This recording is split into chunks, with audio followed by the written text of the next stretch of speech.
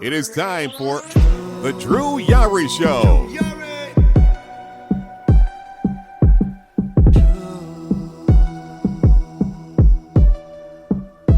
Drew Yari.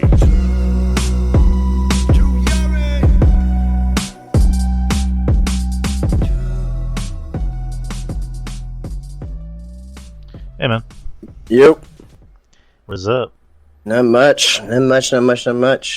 Just got home probably about, probably a little bit over an hour ago. Just in time for Dynamite. Yeah, I have it on. I was watching a little bit of it earlier. Saw the, I think it was a tag match. It was Danielson and yeah, the first match. Yeah. And then Castagnoli made Jericho tap out, which was pretty random. Yeah. I mean, I have it on now. I mean, there's a 6-man. So yeah, Trios tag match for the title, actually.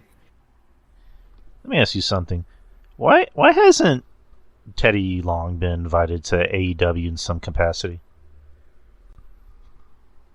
I have no idea. That's a good question. I think Teddy's still an ambassador of WWE. Oh, okay. So I don't know if it's within his contract to be prohibited from joining or from appearing at AEW. I don't know.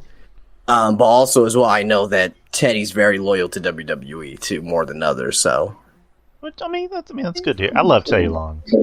I'm just saying it because of just the fact that he loves tag matches. Yeah. I mean, I wouldn't want to see it because it's kind of like right. AEW doesn't, in some aspects when they bring in some of these former WWE guys or WWE legends, they bring their same identity from WWE. They don't create their own identity. So, like, kind of like Shawn Spears. Like, Shawn Spears, like, he came in with this new identity, right, when he first came into AEW. But now he's back to the Perfect 10 gimmick. And he has a theme song sounds very reminiscent to his Ty Dillinger gimmick. Like, William Regal, for the most part, has been way different from what he was in WWE because obviously he was the NXT general manager now. Now he's like the, I won't say the leader, but like he's the manager pretty much of the Blackpool Comic Club.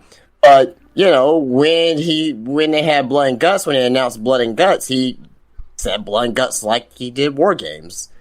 You know what I mean? So little things like that. Like I get why they do it, but to me, it's kind of like, oh, that was from WWE. Oh, and the fans just pop for it. So I mean, I think they could do. For me, they just need to create their own identity fully in AEW and not using their same identity from WWE and just going off that.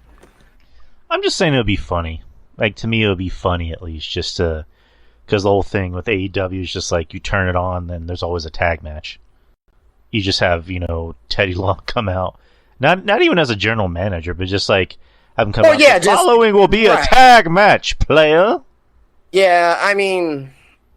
I see what you're saying, but I would not want to see that because it's like okay, yeah, it'll be a lap on like okay, that's like a waste of money and TV time right there. Yeah, I mean the following is a tag match with the Undertaker. And it's just like with Mark Calloway.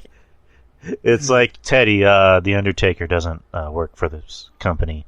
So what you're saying is, player, there's no Undertaker, player? I can't say Undertaker. You mean the dead? No, you gotta say the man that's dead. That's how you gotta say it. You can say Mean Mark Callis or Texas Red, player.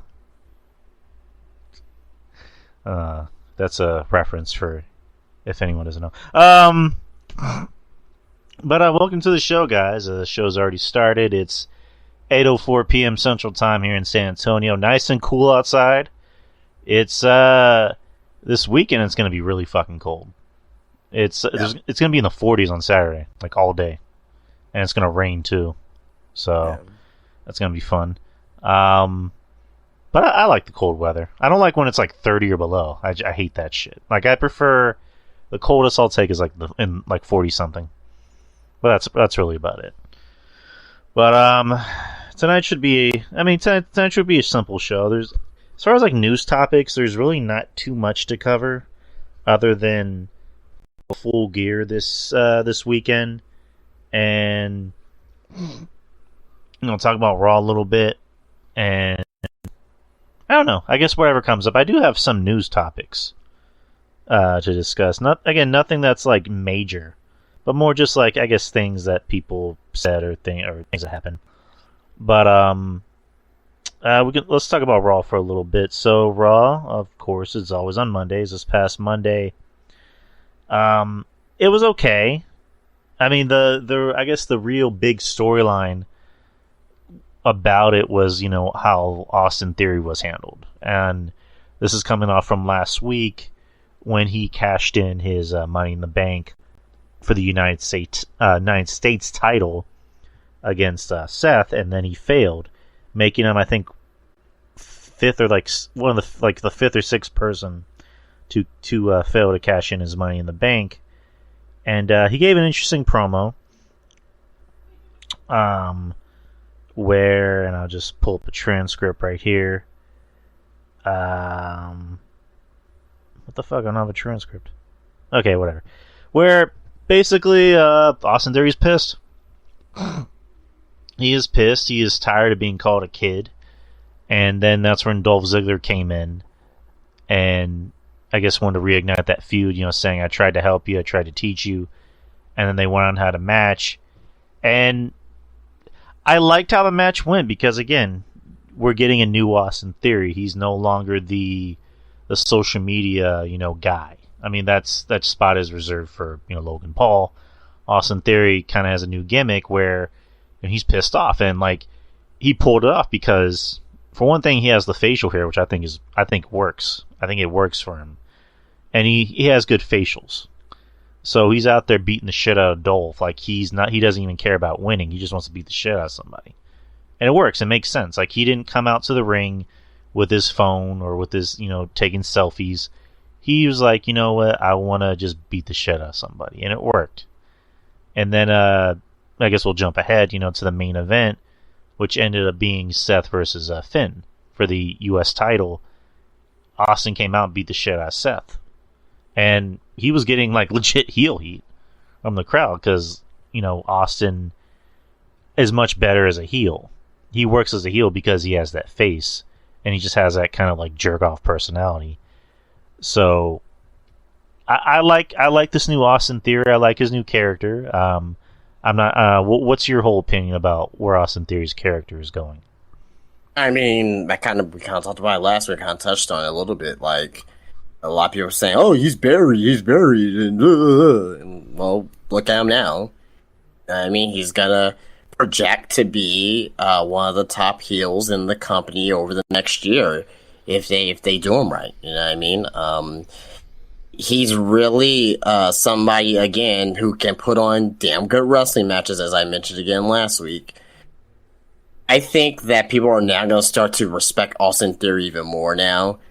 As a performer in the ring, just because of the fact that, he's not going to wrestle any different, you know what I mean? But, it's just this new character that people are going to end up gravitating towards. But, I mean, we got to see where this goes, right? So, they got rid of Money in the Bank because presumably, Money in the Bank may happen at WrestleMania. I don't see him going after that. But about his promo, him just explaining it.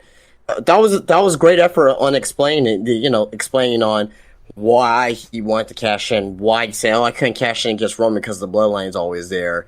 You know what I mean? Like, that was a good explanation. Now, still stupid booking. The booking was still stupid. They could have gone a better way about booking it, but I thought they recovered well. And to be honest, we're not going to remember what happened with the cash-in, 4, 5, 6 months from now. You know what I mean? Right. It's not really going to affect him, in the long term. So So, Triple H, he kind of took the negativeness with this cash in, right? And he kind of knows that, okay, well, I can take this little negative with this cash in and have the long term effects with it. So of him, getting over as a heel. But my thing is that, okay, he's not going to go after Money in the Bank. I don't think he is. It'll be pointless if he goes after Money in the Bank at WrestleMania. So the next thing is that I can see him winning King of the Ring. I can see him winning King of the Ring and him actually, challenging for the world title. Hopefully it's split by then at that time. And, and making something out of him. I think King of the Ring is going to be a next step. King of the Ring is, if they have the pay-per-view or whatnot, that's what they're looking on doing. I really think that's going to be, something that is kind of going to be reminiscent of Bret Hart, Owen Hart, Stone Cold Steve Austin, Triple H, everybody who has won King of the Ring, Brock Lesnar, Edge. Guys like that who won King of the Ring at the King of the Ring pay-per-view, for the most part, at their career turn in a positive manner. I think that's the direction I want to see Austin Theory to keep his heel gimmick strong, have him win at WrestleMania in a meaningful match, right? And just continue his momentum. So, fair play on Triple H and company, and hopefully Austin Theory prevails from this. It almost seems like this was kind of the plan. Like, the whole Money in the Bank thing, it seemed good on paper to give it to Austin because at the moment, at the time, he was a hot heel. Like, he was getting over as a hot heel. But then they kind of, shot themselves in the foot and they realized, okay, realistically, how is he going to cash in on Roman? That's going to look stupid, so we got to get this off of him somehow, but we're still going to try and push this kid. So I guess this kind of sounds weird to say, but do you think them burying him so much was kind of the plan going in, so that way they can build up his character, to what they're doing right now? I mean, I wouldn't say he was getting buried per se. I mean, if you have the money to make you lose, but that's just the lay of the law. But I didn't think it was intentional. I just think that they were just really just trying to figure a way on how to get this briefcase off of him, and at the same time as well, have a direction with them. Because Triple H, he doesn't put, if you notice, ever since Triple H, has taken over, right? He doesn't put anyone on TV. He doesn't put anyone in the storyline or anything like that unless he has a direction with them. Mm-hmm. You know what I mean? So he was just really just trying to figure out what would be the best direction for him. And now he has a clear direction. So I expect Austin Theory to have, a good little rocket boost, going up his ass. And I'm not saying, as far as him, him being shoved down our throats, but a good little rocket boost as far as his character. And, I don't know what he's going to do at Survivor Series. I don't think that really matters right now, because we're a little bit, away. I expect him to be a favorite in the Royal Rumble. He's not going to win the Royal Rumble, but a favorite, right? Somebody that's maybe Austin Theory can win, and I can see why, and this, that, and the other, right? I guess, I can see him do very well there. Then, maybe he'll be part of the Elimination Chamber, right? I can see him being in there, doing well in that, maybe get an elimination or two, or be the last one getting, eliminated, right? And I see him getting a high-profile match at WrestleMania. Fine high profile as a former champion, right? Maybe against Cena, right? Because that's still been rumored, right? So if you could get that match against Cena, and if you could defeat Cena, because or if Cena beats him, but Austin Theory looks very good in that match, then he'll be in a good spot. He's 24, 25 years old. He's not even in his prime yet. Prime, even near his prime. He still got 5 to 6 more years to get in his prime. So the fact that Triple H killed the Vince McMahon version of Austin Theory, or Theory. Let's just be honest, because if Vince was Theory, it'll still be called Theory. Mm-hmm. And now having the Triple H version of Theory is gonna be something. So, it's funny you bring up the Cena thing, because I mean the idea for the longest has been planning the idea of, I want to face John Cena, and it's weird because Theory literally looks like John Cena. Like he, there was, when they were doing the John Cena appreciation thing, like he was wearing the Thugonomics gear. And it's like he kind of does look like Cena a little bit, back in the day. And I wouldn't mind the match because it kind of writes itself, because Cena is said to, come back at Mania for a big match. And, it's John Cena, so I can imagine they're going to let John Cena, pick his opponent.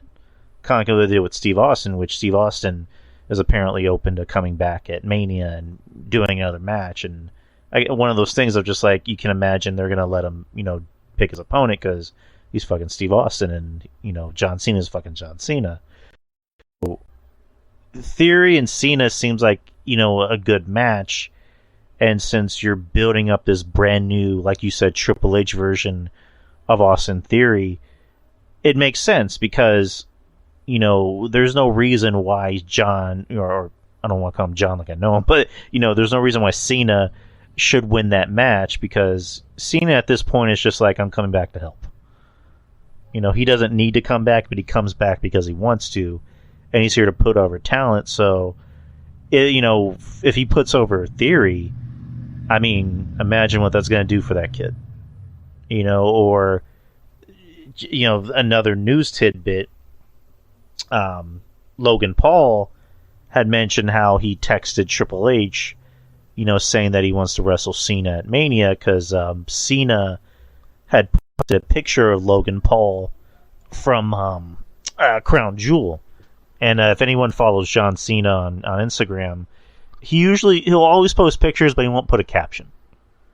And there's really no story behind it. It's just his thing, I guess, to kind of create buzz. I mean, to my knowledge, I don't think Logan's supposed to be back soon, which kind of I'll be shocked if he'll be back prior to Mania. Well, that segues into the... Good. I was just gonna say that it'll be a great Mania match, and honestly, I will go with that match over the Theory one because that's gonna draw a lot of mainstream buzz. Mm-hmm. God, it's gonna draw a ton of mainstream buzz. Now it was like for Theory, but Triple H is smart enough to find him another spot to to get him in a high profile match. It doesn't have to be Cena. Well, that segues into the next topic. So Logan Paul's injury status as of now is not as bad as people thought it'd be. Jake Paul revealed on an interview with DAZN Boxing that Logan's injury was initially believed to be worse than it actually was, as well as seeming on the diagnosis of the injury. He's doing better than expected, Jake said. They thought it was supposed to be his ACL, but it just turned out to be MCL and meniscus, which is better. He's rehabbing it in LA and hoping for the best, man. So I'm not sure what the medical diagnosis, hey Kyle, for a injured meniscus and an MCL is, but I mean, because he was saying that MCL, ACL, meniscus, so it looks like he's just just the two. I mean, I'm hoping he's back sooner than later. I mean, again, I don't want him to get hurt again, but it's one of those things where just I think he's really fucking good.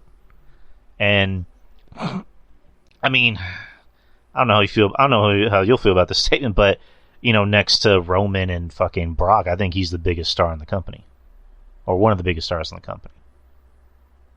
Mainstream wise, yes. Wrestling wise, no. As somebody oh yeah, who are the big okay, mainstream wise, Lesnar. If you want to count Cena in there still, he's not full time or whatever, he hasn't wrestled in a while. Okay, count Cena.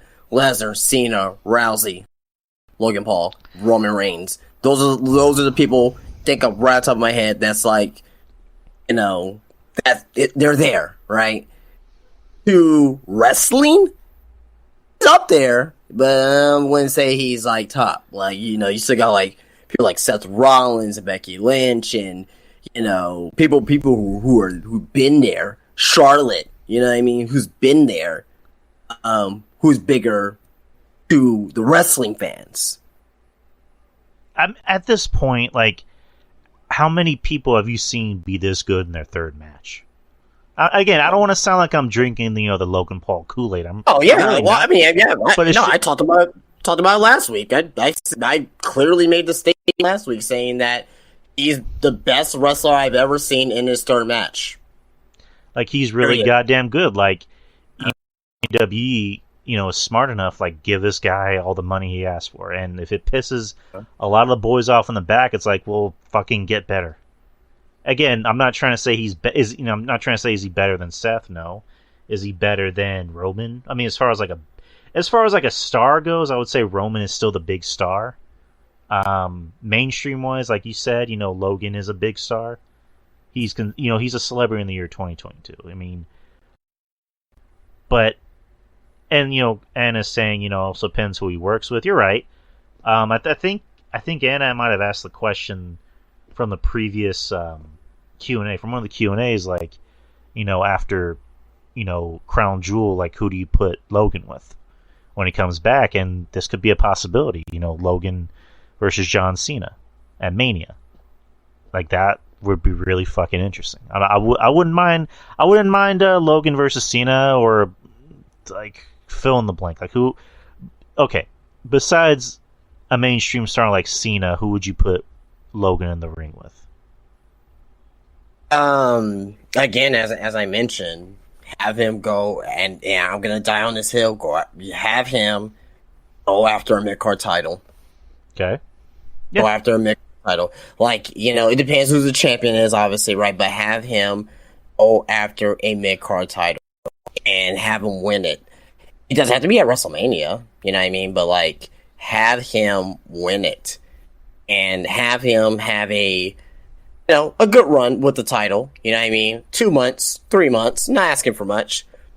With the title, you know what I mean? Have him on, he doesn't have to be on Raw or SmackDown every week. He'll show up every other week, that's fine, right? Have him defend the pay-per-views, right?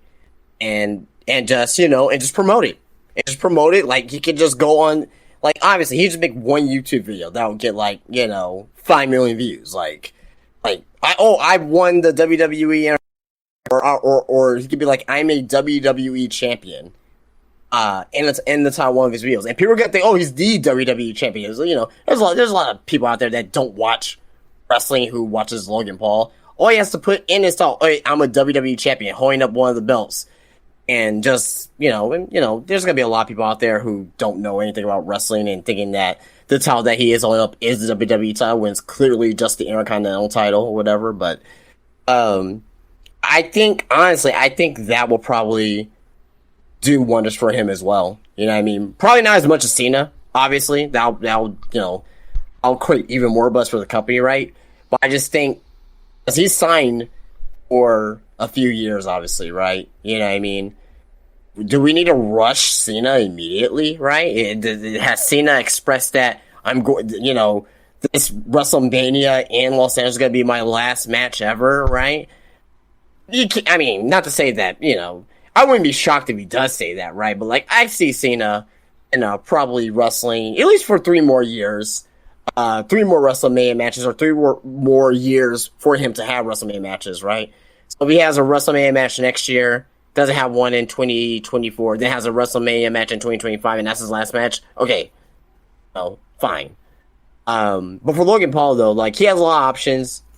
I think the mid-card title, I would probably want to see that first, before anything else, because, again, I mean, like, he clearly loves what he's doing, and, like, he's taking it seriously. I mean, not saying he should be awarded for it, but, he should have some type of, he should be in the history books for something. You know what I mean? And right now, yeah, he's had matches, but he's not in the history books for anything significant. Even win a mid-card title will help, for sure. I mean, yeah, I mean that'd be a good idea. I mean, because like I'm pretty sure eventually he's going to want gold, and they're going to want to put a title on him. What title that is, we're not sure. But as far as like opponents go, going back to like bigger name opponents, I mean, I have the idea of Edge, and you made a good point where you're like, a lot of these wrestlers do have egos, whether they want to admit it or not, and I get it. I mean, the storyline with Edge could be Edge thinks he's good, but he doesn't respect him because, A, B, C, and D. And then, the whole thing of the match is that Logan just wants his respect. And then, again, Logan is so damn good, actually, he earns Edge's respect. Like, even if Edge wins or loses, the whole point of the match is, Edge respects Logan. It's a traditional wrestling story. It's happened like 8 million times, and when handled well, it could work out well. So I think him and Edge will be interesting, and John Cena will be interesting too. Like they can set it up at the Rumble. I mean, if Logan's able to make a recovery at the Rumble, you don't really have to do too much. You're not really having a match. You can just wait around and stand around, and just throw people out, but you can set that match up. Cena can make an appearance in the Rumble. I mean, the rumor is that, the Rumble in San Antonio is going to be a 40-man Rumble, which I'm all for that. So there's that. Three news things I want to talk about. Speaking of injuries, Kevin Owens suffered an injury at a house show. He's sidelined due to a sprained MCL he suffered in a singles match against Austin Theory at Sunday's live event.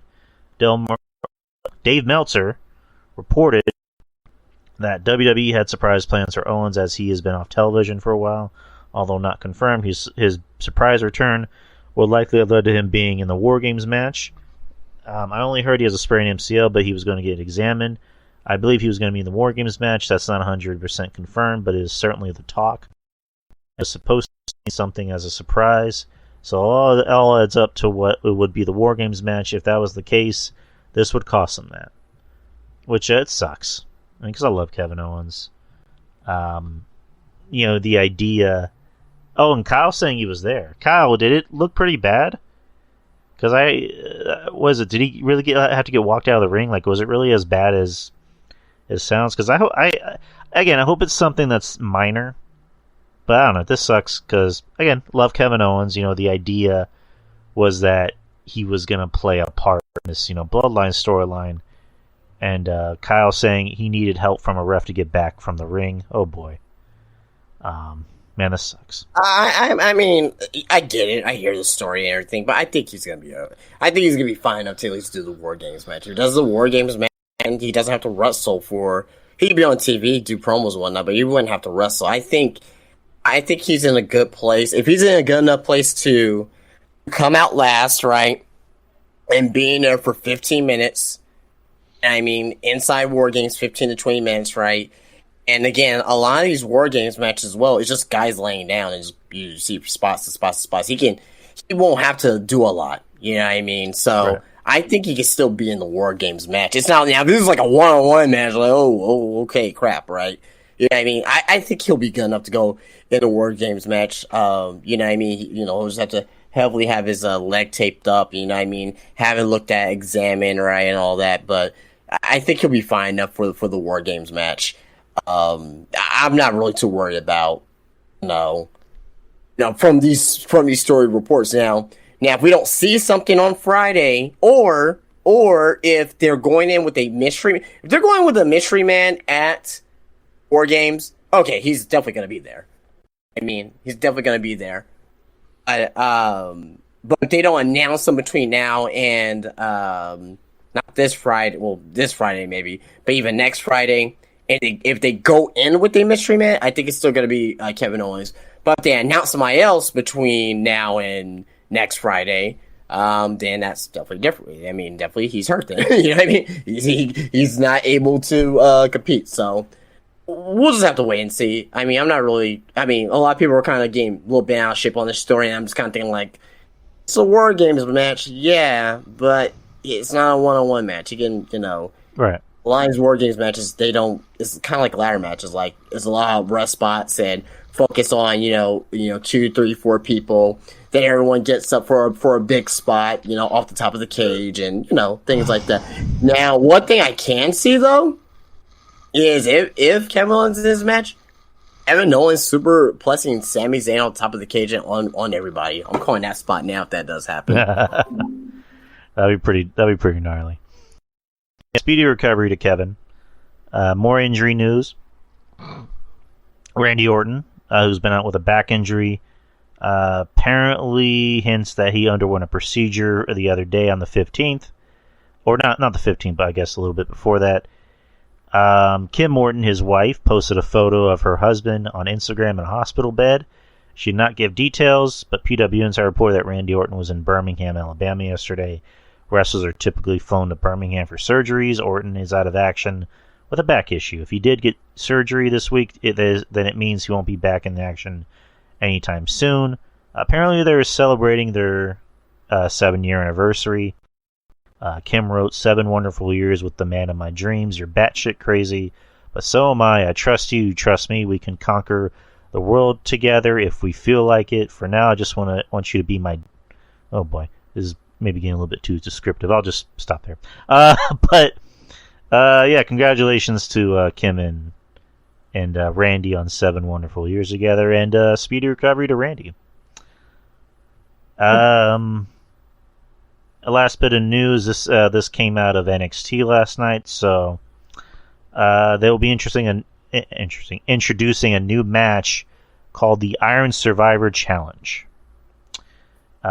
Shawn Michaels described it. It's supposed to be a scramble match, like the scramble match from Unforgiven years ago. I'm trying to find the details of the match. So basically, the match is it's kind of like, if you guys remember King of the Mountain from TNA, right? So it's a mixture between King of the Mountain and Iron Man match. I have it. So have it right here. Okay. All right, Shawn Michaels, a new type of match that will pit NXT superstars against each other to determine the number 1 contenders for both the NXT Championship and the Women's Championship. Here are the rules. 5 superstars will compete in this unique 25-minute match as they battle each other and the clock. 2 superstars will start the match, and every 5 minutes a new superstar will enter the match until all 5 are in the ring. The goal is to have the most falls when the clock hits 25 minutes. Falls can be won at any time via pinfall, submission, or disqualification. When a superstar scores a fall, they will earn 1 point. However, when a superstar loses a fall, they must pay the penalty. They are forced out of the ring and into a penalty box for 90 seconds. Once the 90 seconds are up, the superstar to the match. The superstar who has scored the most falls when the clock hits 25 minutes will be named the Iron Survivor and become the number 1 contender for the NXT Championship and the NXT Women's Championships, respectively. So basically, it's a scramble match. With King of the Mountain. Yeah, pretty much. I mean, the penalty box is... If that ain't King of the Mountain, I don't know what to say about that. Oh boy. I mean, yeah, interesting. I mean, you want to add more variety to the shows, and NXT has always been more of the wrestling show, and they like to add more, I guess, old school wrestling. I actually, come to think of it, isn't Jeremy Borash working in NXT? Yeah. I was actually saying to a few people in the group chat that I'm in. I'm saying like, oh yeah, Jeremy Borash is definitely behind this because this just screams TNA. Right. So I mean, it wouldn't surprise me if maybe he had a hand in it. But hey, cool. This is gonna happen at Deadline, which is gonna be next month on the 10th of December. So damn, Anna Jay looks good, I gotta say. So, I mean, we'll see what happens with that match. Yeah, I'm excited for it. I mean, wrestling has missed innovation, match innovation over the past, 20 years. The most innovative match, that we've seen in the last 20 years is the Elimination Chamber. A lot of people can say, oh, Money in the Bank, Money in the Bank. Well, the gimmick and what you have to win for was innovative, but the match itself was just a ladder match. Right.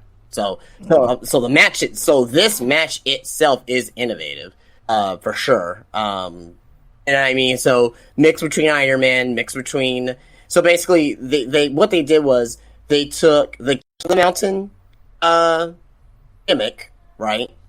Instead of making a ladder match, they just turned to Iron Man match, which I'm cool with. I'm okay with. I mean, there's only so many more innovative things you can do in wrestling. I'm saying that now, and in the next 5 years, they're gonna come up with some other crazy match because, we've seen cage matches and Iron Man matches and ladder matches and Hell in a Cell and Elimination Chamber and double cage matches, war games, triple cage matches. You know what I mean? So yeah, we've seen it all. We've seen it all for the most part. But this is gonna be interesting though. Now I'm already thinking. I can't wait until we see a tie between. This is how I would do a match. Like if this was like if they would have this match in 2018 NXT. Oh my god, I can so see something like, let's say Gargano and Ciampa were in a match against other guys or whatnot. They're in the middle of their hot feud for the NXT title, and they tie. Gargano and Ciampa tie, let's say at 2 falls apiece, when this Iron Survivor match ends, right? Then William Regal comes out and is like, you know what? We got to do a sudden death fall here. They go for another 20 minutes wrestling a sudden death fall. That's what I'm waiting on. That's what I'm waiting to see. I hope we get something like that. Probably not the first match, obviously, right? You don't want to see that, but that's the type of creativity that they can do for this match. Shit, if they had this kind of match back then when NXT was in its prime, yeah, that would have been fucking insane. But exactly. Hey Eddie, but again, it's going to create some interest and some buzz. So we'll see what happens. As far as who can, I don't want to say pull the match off because it sounds like a dick thing to say. I think NXT. Granted, I don't watch the show all the time, but the talent is there. They just got to figure out what to do with it. So we'll see how the match goes. Maybe it'll be great. Maybe it won't. But it's one of those things of just it just remains to be seen of what can happen. So, all right. So let's get to Full Gear. Wait. Go ahead. We forgot you forgot the other news story. Oh, what is it? Did you hear about Sasha Banks? She applied for some names, right? Yeah, she applied for some trademark names. So hold on, let me pull that up.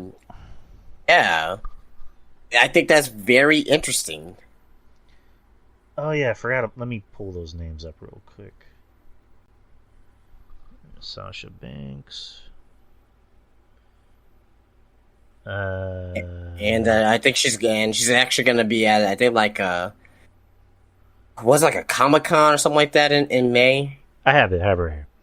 Okay. A company called Solnado Inc. filed for the following trademarks on November the 10th.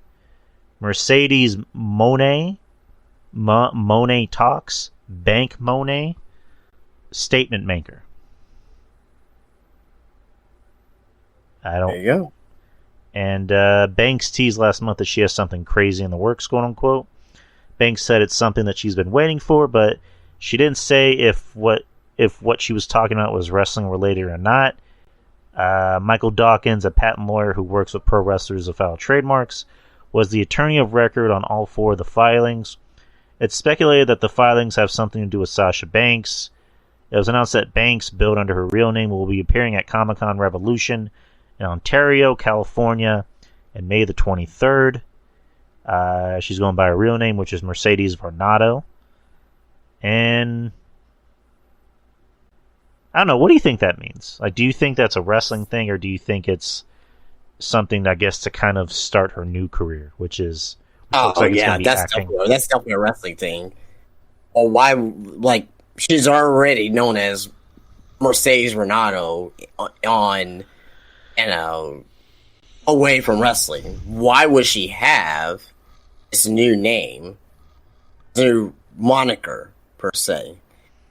And on top of that, she had, for this Comic-Con Revolution, it says FKA Sasha Banks, formerly known as Sasha Banks. I think Sasha's going to Japan. I think she's going to Stardom. I think she's going to have a match against Kairi Sane. Kairi, well, this is Kairi now, but I think she's going to Stardom. I think she's going to Japan, and I don't know. I don't think it's gonna be long term. But I think that she still wants to wrestle. I honestly don't think she wants to go to AEW. Because if that was the point, she would have been there already. Oh God, like. No. You know what I mean? But I may be wrong. I mean, she goes to AEW, you know what I mean? You know, good for her. You know what I mean? Hope all the best for her. And, you know, if she does go to AEW, you know what I mean? I'm still a fan of her. But I will say that I think she wants to wrestle in Japan. I really think she wants to wrestle in Japan because, you know, she always wanted to be a part of that style. She has good friends over there. Her and Kairi, I won't say that they're close, but they definitely are acquainted and friends, and you know they work together in WWE. And there's been teases that have been made, you know. So and what this will do too as well, this is gonna get people who really love Sasha Banks to start watching some Japanese Joshi wrestling. You know what I mean? Just like how Jericho, you know, brought over you know casual wrestling fans to watch a little bit of New Japan, and they found out who King Omega was, and the Young Bucks, and Okada, and you know Naito, and all that. You know what I mean? So I think it'll be better for wrestling, for women's wrestling rather, if Sasha does go to Japan, because that's gonna get more eyes on more talent over there, and you know, and hopefully that will influence some of the talent from Japan to come over to the United States, to come over to. You know, WWE and AEW, you know, even more. So, you know, and I want to say that WWE and Kairi still have a good relationship. Who knows? This is just maybe a short stint for Sasha to go over there, you know, get what she needs to get out, then you know, come back to WWE. Or maybe this is a long term thing. Maybe she was like, you know what? Before I retire from wrestling, I do want to wrestle in Japan, and she's very young. Super young is Sasha. Uh-huh. So, you know what I mean? Maybe if she wants to, you know, get everything out, you know, before she stops wrestling. I won't say forever because, you know, I can't see her, you know, stop wrestling forever. You know what I mean? She used to have, I think she used to do like YouTube channels and stuff back in the day where she was young and, you know what I mean? And talking about, you know, reviewing wrestling just like kind of like how we are, right? So wrestling's always going to be within her.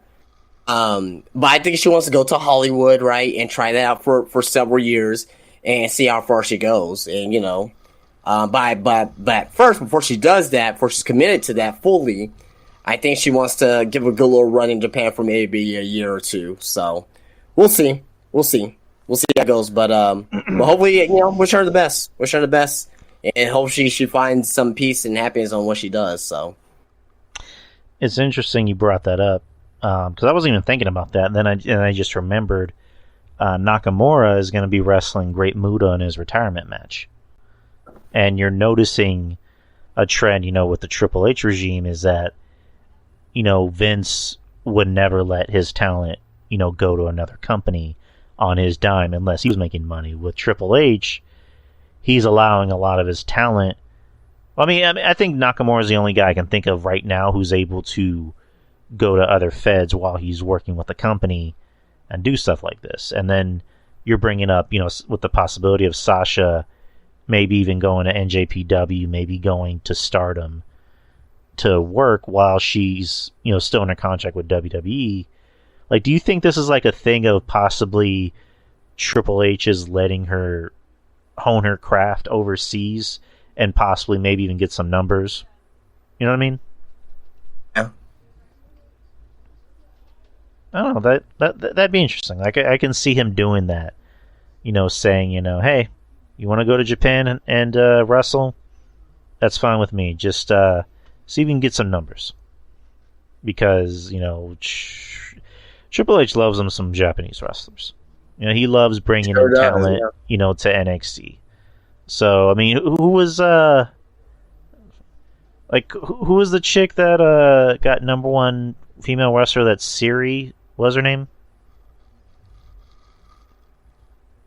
What's her name? Siri, or what the fuck her name is? Siori. I'm sorry. Yeah. You talking about for the PWI thing? For the PWI? Yeah, Siri. Yeah, there you go. I mean, fuck. For all we know, that she can be on Triple H's radar, and then he might be sending Sasha to Stardom to maybe even convince her to come over to the States. I don't know. Anything could happen. I'm reading something Goof is saying. Hope she comes back so I can bathe in the angry tears Mish Jonas will surely shed if she comes back to wrestling. No offense. I mean, I'm not really a Sasha fan, Goof, so I'm not really offended by that. I don't know. Not offended by it either. I mean, I am a Sasha fan, but it's what it is. Everyone can like who they like. Everyone can hate who they hate. I mean, but at the end of the day, I mean, she's, we're not her. We're not her. We're not her. We're not in her situation. We don't know what's going through her mind. Maybe what she's done. Maybe, there is legitimacy behind it, and maybe the way she reacted, right? Maybe the way she reacted from leaving, WWE, maybe that wasn't justified. But at the end of the day, it's her decision. She's a grown woman. Yeah, exactly. Maurice wants us to know, what do we think about Tyrus as the NWA World Heavyweight Champion? I mean, it doesn't bother me. It's a dead belt, so people are getting okay. So we're gonna go on a tangent here. So we're gonna speak on somebody who will not be named here, but there is this YouTuber out there. And I mentioned him a couple times already here on this podcast that that's pretty fake, I will say. He is getting pressed about Tyrus becoming NWA champion, where he's tweeting, I won't say multiple times a day, but at least tweeted, 2 or 3 times in the same day about this NWA championship. He's like, oh, should I really watch this match? You don't watch NWA anyway. Stop being a fake fan and trying to get mad about something and having this fake outrage. You weren't talking about NWA, when Aldis was champion. You didn't have this outrage when Trevor Murdoch won the title. You didn't have this, you don't have this outrage, when Matt Cardona won the title. I didn't see no coverage from you on your channel about that. But you wanna try to get clickbait, or you wanna try to get clicks on your tweets because it's a hot topic and everyone else is talking about it. Like, if you're a true wrestling fan, talk about what you want to talk about. Don't talk about what you want to talk about. Don't get mad about something that you don't watch anyway, right? That's like me getting mad at, and I think he's a phenomenal wrestler, Josh Alexander. I'm just making this a point. I don't watch Impact. I follow it as far as, some results that happen on the show. I kind of know what happens on the show a little bit here and there, right? But I don't go out my way to watch it. You know what I mean? Let's just say, for example, can I point out on there? Well, I'm just going to throw Chris Bay. I like Chris Bay. He's a pretty good wrestler. But let's say Chris Bay wins the Impact World title, and I get mad over that. I'm not going to go out there and fucking tweet it. I'm not going to go out there and tweet it and have this fake outrage and be like, oh, man, Impact, oh, my God, you had AJ Styles and Jeff Jarrett and, and all these great champions, and now you have Chris Bay as champion. No. Stop the fake outrage, okay? And stop trying to get clicks on your tweets, right? So this whole thing about Tyrus, I don't care. I don't care. Exactly. I don't care if he's champion or not. It doesn't affect me at the end of the day. This is not the real. It's the NWA lineage, but that lineage has died. It died years ago. It died in 1993, right? When WCW dropped it from their title, right? Or dropped it from the world titles. Okay? Came back a little bit, in 2002 with TNA, right? Once they dropped the NWA lineage, and they just had the Impact World Championship, I didn't care after that. I didn't care when Cody won, right? It was cool that he won it. It was cool, but I didn't care. Us being champion for a long time is cool. He made his name in NWA champion, but I don't care, right? And I mean, Adam Pearce was on WWE every week, right? You know what I mean? As I don't know if he's general manager, wherever the fuck he is, wherever title he is, right? He was NWA champ for a long time. You know what I mean? He's good wrestler in his time. I don't care. I don't care about this title anymore. The only thing that was good about this current version of NWA is that they didn't change the title, it's still the same title, and that they have Don't Get Into the Fire as their intro.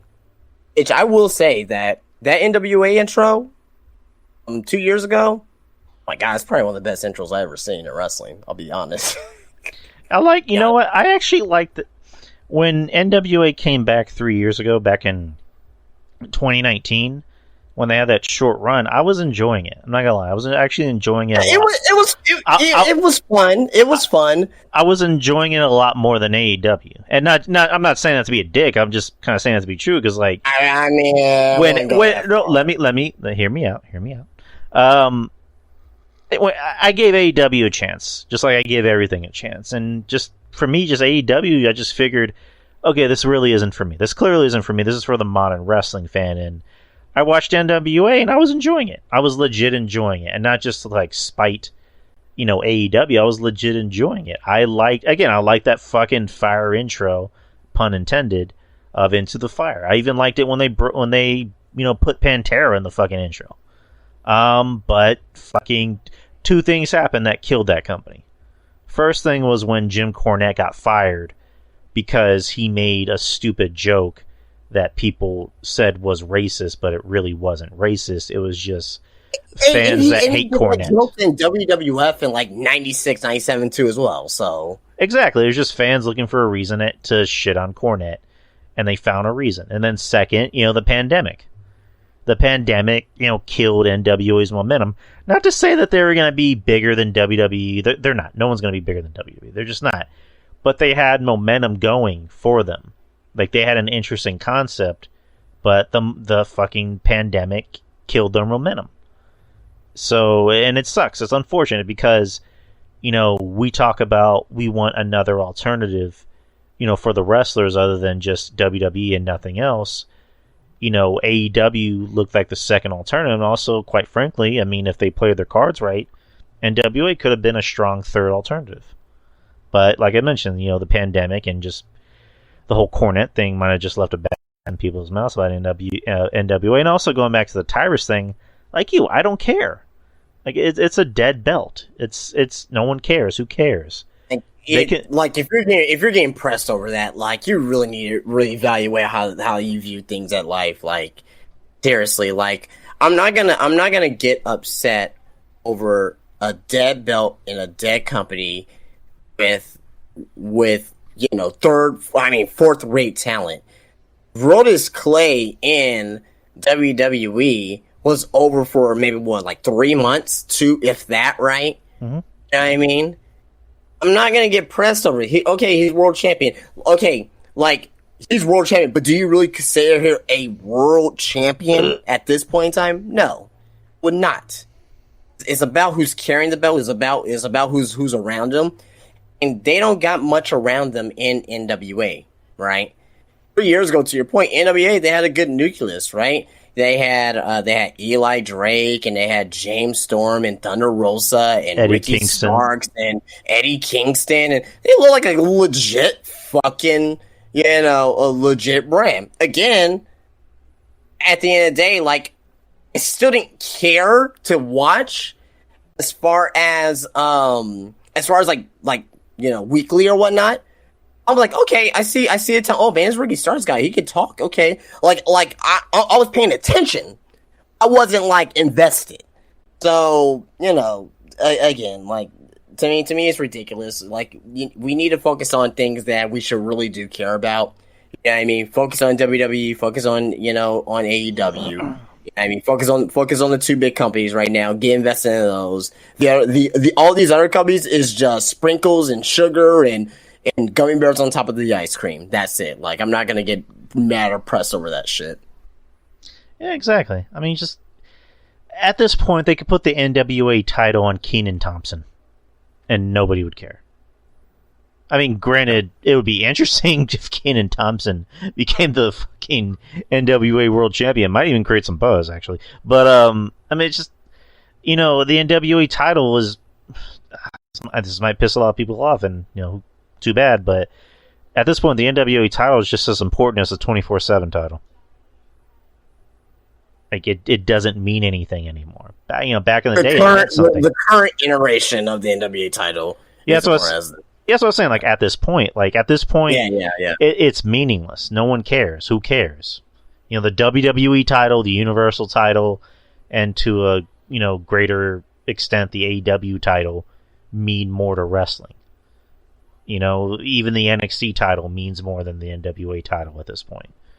But yeah, just like you said, why are we getting in 2022? Why are we getting mad that Tyrus is the NWA World Champion? No one cares. Nobody fucking cares. Like, people are acting like they watch NWA every week. Like, if you watch NWA every week and you're mad about this, okay, and you're invested, okay, you have a point. I guarantee you about 90% of the people who are getting mad doesn't even watch it anyway. So why are you getting mad? It's like, this is bullshit. I am never watching this show again. NWA's like, we need you. Like, we need our 3.5 viewers. Oh man, but let's switch gears. Let's no pun intended, to Full Gear, which is going to be this Saturday at the Prudential Center in Newark, New Jersey. So far, there's actually 9 matches announced. Huh. I mean, it's not as much as we thought it'd be. Have they announced more matches tonight? Well, yeah, they as we are live here on the air, they made the trios title match at Full Gear. It's gonna be the Death Triangle, Pac and the Lucha Bros versus Guess. Yeah, you know what? I actually did see it because I had the show on while we were talking, and I saw that. I'm like, yeah, and then because I didn't refresh the page and it said 9, and then Eddie was saying they added 2 more. I'm like, So 11 matches for this Saturday. I'm assuming they're gonna add a random pre-show match, which is like, why? But whatever. Anyways, 11 matches. Let me start from the bottom. 3-way match for the AEW TNT Championship. Wardlow defending against Samoa Joe and Powerhouse Hobbs. Before we begin here, I think it's important to emphasize here. This to me is the least important, least built AEW pay-per-view of them all so far. I've been liking AEW, for the most part, ever since the CM Punk thing, and it seems like their booking's just been week to week, not a long-term storytelling. Going into this pay-per-view itself, right? I mean, maybe you could say MJF versus Moxley, right? There's really more long-term storytelling on the MJF side, right? Not on for him to become AEW champion, not necessarily between those two. Britt Baker and Saraya is somehow, some way, the most important women's match of the card, which doesn't make any sense to me. Nothing should be more important than the AEW women's title match.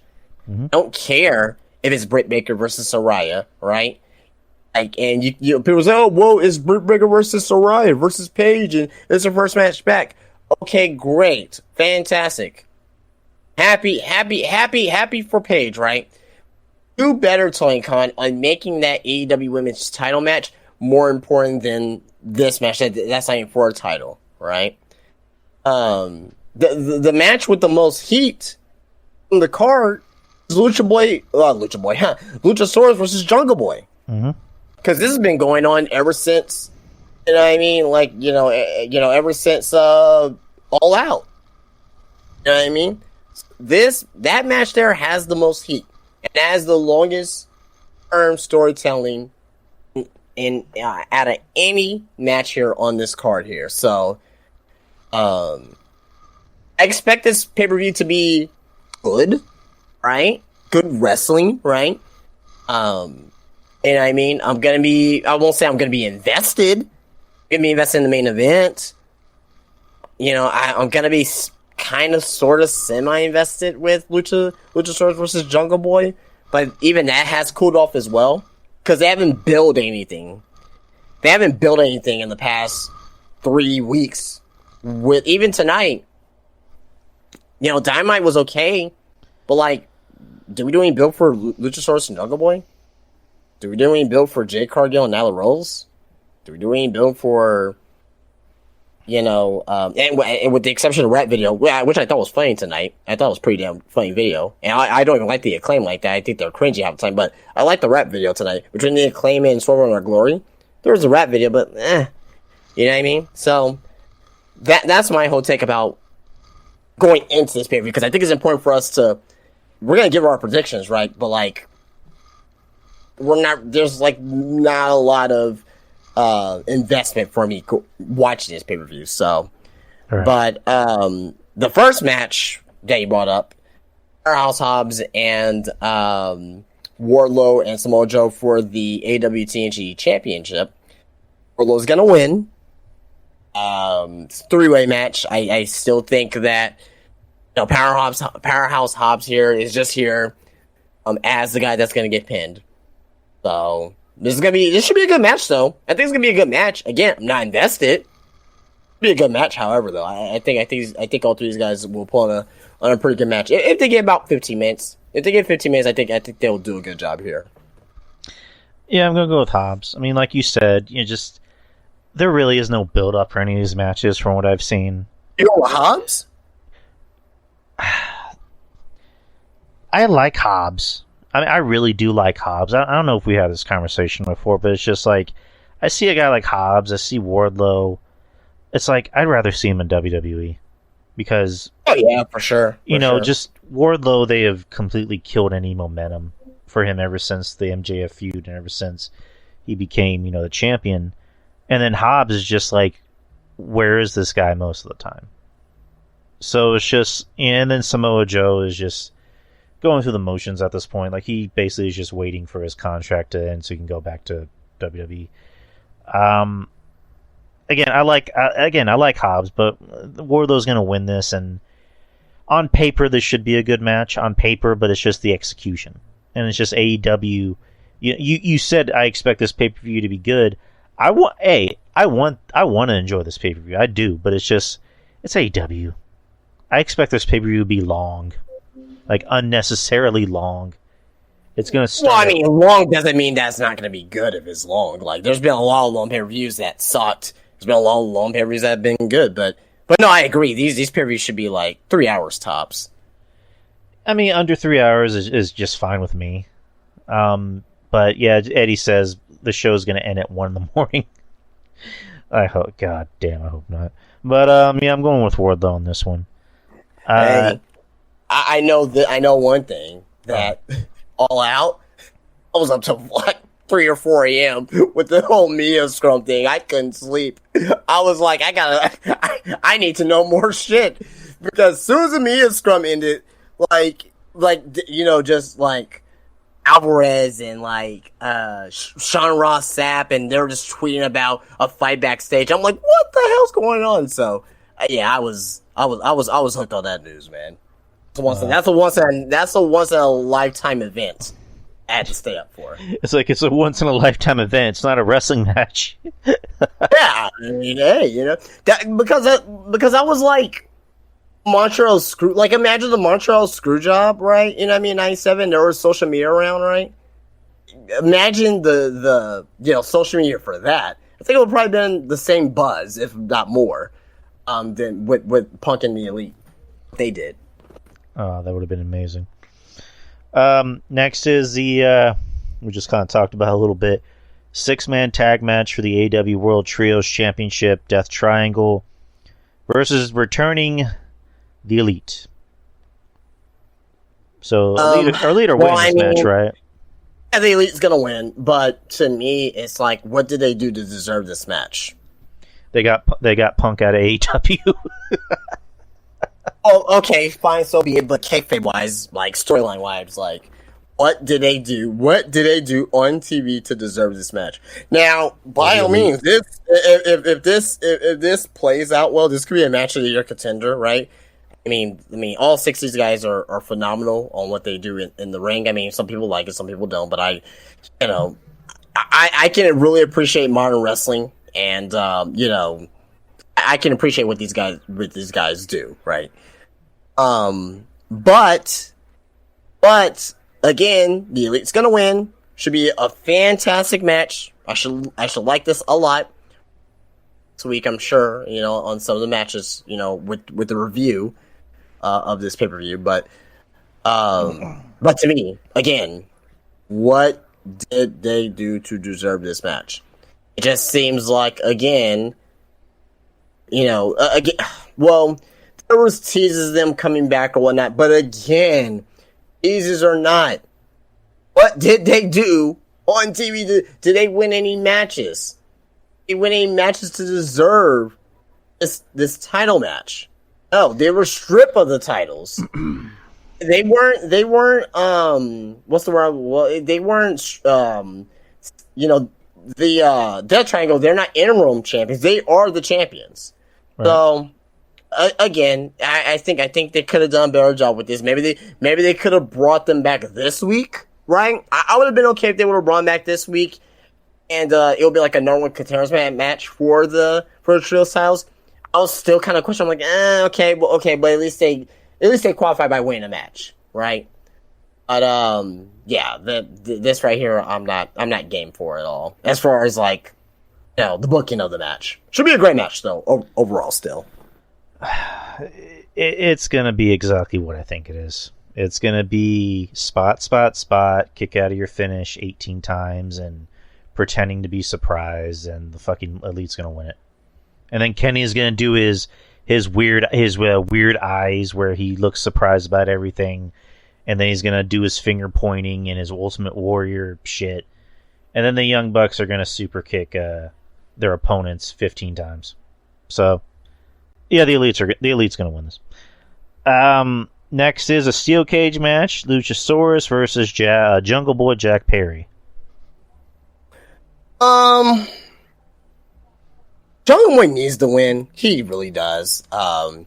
His recent, he's a singles guy now. And he's been showing a little bit more character with his promos. He needs the win. I think he will win this match. I see Christian getting involved still, right? But he's one arm, so I don't know how much involvement he can do. But I expect like some type of spot from the top of the cage, maybe blood too as well. I don't know. Jungle Boy wants to bleed. He has too much of a pretty face to do all that. But I'll go with the Jungle Boy here for the win. I'll go Jungle Boy. Jungle Boy needs a win. He needs a win in this feud to solidify himself. So how Christian gets involved will be interesting. I mean, maybe he can like pull something out of his sling and like throw it in the ring to fucking Luchasaurus. So we'll see. Next is a tag match. Jeff Jarrett and Jay Lethal versus Sting and Darby Allin. I'm going with Sting and Darby Allin. I mean, because Sting's undefeated in AEW, as he roughly should be. He's fucking Sting. He should be world champion right now. Anyway, Jeff Jarrett, coming back with his TNA theme as well. Him and Sting should be on top of the card. This should be the main event. I'm being honest. This should be the main event. I don't care what anyone else says, right? Just as a matter of fact, just make it Jeff Jarrett versus Sting. Oh God! 60-man Iron Man match. Yeah, I mean, just make Sting the world champion, man. Just Justin Yeah, just wants to watch the world burn, pretty much. Yeah, I mean, just Jeff Jarrett, or Jeff Jarrett could just win. You hear his theme song at the end of the pay-per-view, right? You know what I mean? Trash being thrown in the ring, and he's like, "I'm back, baby!" Like, oh god, that'll be fantastic. Ain't a great. Yeah, but I'm going with Sting and Darby Allin to win for sure. Like, dude, you're Booker of the Year. You're Booker of the Year, not Tony Khan. Fuck him. Oh, It's absolutely. like Justin. Why are we booking Jeff Jarrett versus Sting in a pay-per-view and a main event in 2022? Because fuck you. That's why. That's right. I'm gonna go with Jarrett and Jay Lethal winning because it seems like they want to make them a thing. So I'm gonna go with so Sting's gonna get his first loss in AEW. Okay. yeah, over the chosen one, Jeff Jarrett. So we'll go with that. Next is a singles match: Dr. Britt Baker versus the returning Saraya. Soraya's gonna win. I mean, I shouldn't. Yeah, Soraya's gonna win. But tonight on AEW, I was kind of perplexed on Baker's promo. Although I thought it was a good promo, it was too babyfacey. It was too like, hey, I was here during the pandemic, and you know what I mean? I was here during the pandemic. Like, I didn't wrestle at Madison Square Garden, but I have wrestled at Daly's Place during the pandemic. You know, this time, like, it's too babyfacey. It's too babyfacey. You're supposed to be the heel. You know what I mean? You're supposed to be the heel in this. You're supposed to get heat on yourself to get cheers for Saraya, and she didn't do that there. And that's been kind of my problem with Britt a little bit. Although I like her, right? I think she's uberly talented, right? She needs to understand where she doesn't need to be putting herself over and try to bury her, her talent like that, or not really bury, but basically disservicing who she's in the feud with. Because at the end of the day, you're not doing your full job as a heel. Yes, you can still get cheered and still be a heel. MJF, he gets cheered, but he's still a heel. You know what I mean? That's fine. But to me, though, I really think that she really needs to reevaluate on how she approaches her promos. Although, like, I understood her message, and again, I thought it was a good promo. The way that she went about it wasn't the best. Well, it's just like her promo is that she's just saying things that are true. And it's just how are you supposed to disagree with somebody that's actually telling the truth? That's fine. You can tell the truth, but you can do it in a heel manner. The way she did, her tone was too babyface. She was like, I was there. Like, she pretty much said, like, I was there for the fans when you couldn't wrestle. Like, okay, no, you should not say it like that. It can be like, hey, I wrestled. I don't care if you wrestled at Madison Square Garden. I wrestled at Dave's Place. And when there was no fans during the pandemic itself, and you know what, I don't even really care because the fans, they're a bunch of whatever, right? You can say, oh, they're a bunch of nut huggers, wherever you want to say, right? Oh, they're a bunch of nut huggers anyway, it doesn't matter, and continue the promo, but like it was too babyface for me tonight on our promo, way too babyface.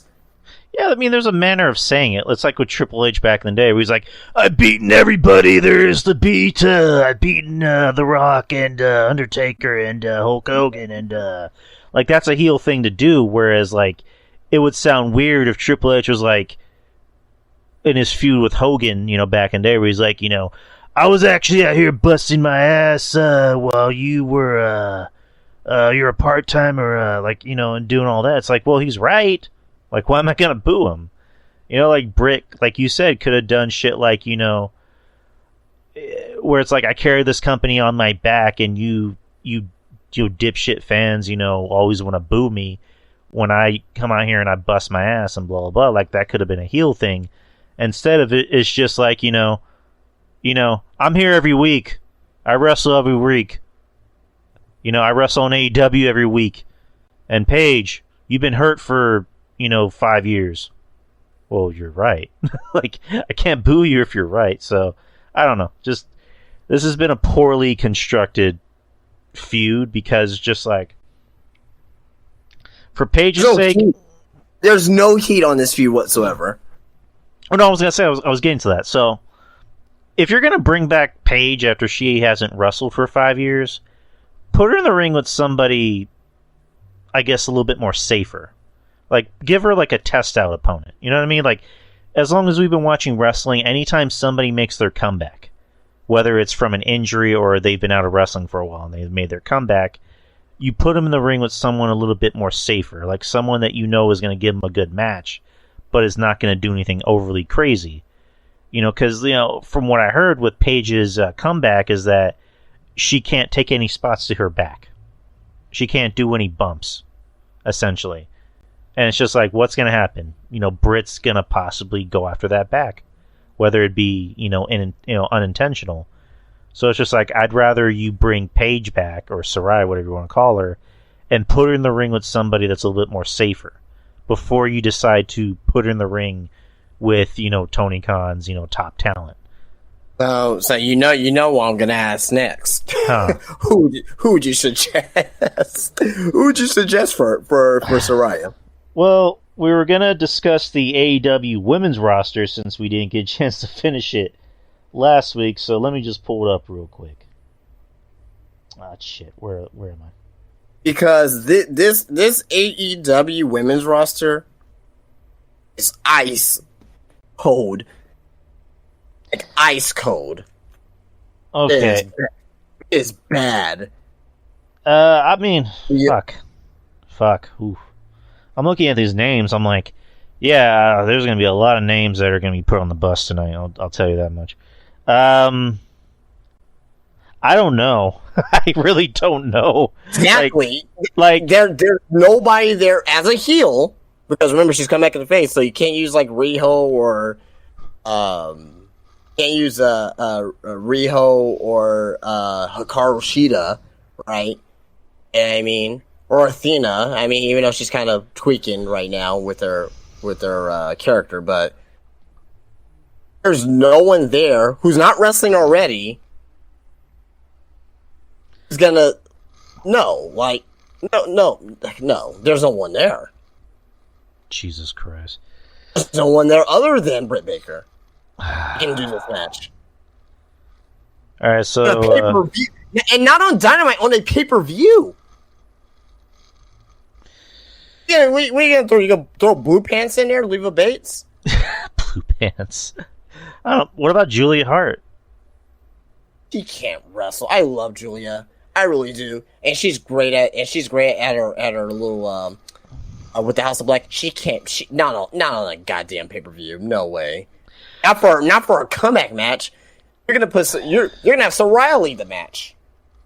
Saraya shouldn't be leading a match with her comeback, even though she could. It should be some. I'm sorry, Britt's the best opponent for her.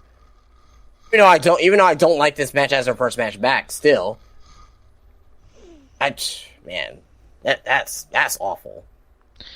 So Saraya's winning, and this is going to be a painful match to watch. Oh man. Next, speaking of painful, TBS Championships: Jade Cargill versus Nyla Rose. Jade Cargill's winning, staying undefeated. The less I say about Nyla Rose, the better. So that's what I think. And I think this storyline is retarded. Jade's gonna win this, and this is gonna be another dumpster fire of a women's match. It is gonna be bollocks. Not even the good kind of bollocks. It is gonna be shit. Next, four-way match for the Ring of Honor World Championship. Chris Jericho, the champion, defending against Bryan Danielson, Claudio Castagnoli, and Sammy Guevara. Another match that was just thrown together last week randomly. Jericho's gonna win. He's gonna continue the and one of the better things I do like about AEW over the past month or so is this title reign for Chris Jericho. At first, I was kind of weak on it, but just Jericho just going through every other former Ring of Honor champion. I like it. I like it. I like it. The Ocho, right? He's because he's 8-time champion, so he's calling himself the Ocho now. Only as Chris Jericho can do it. I'm the Ocho. Like, I love it. Love it. Come on, great shit. But again, random match. You're gonna have Bryan and Claudio go. they're obviously they're gonna shake hands for a match. I'm like, hey, nothing personal, right? Trying to win a title here, right?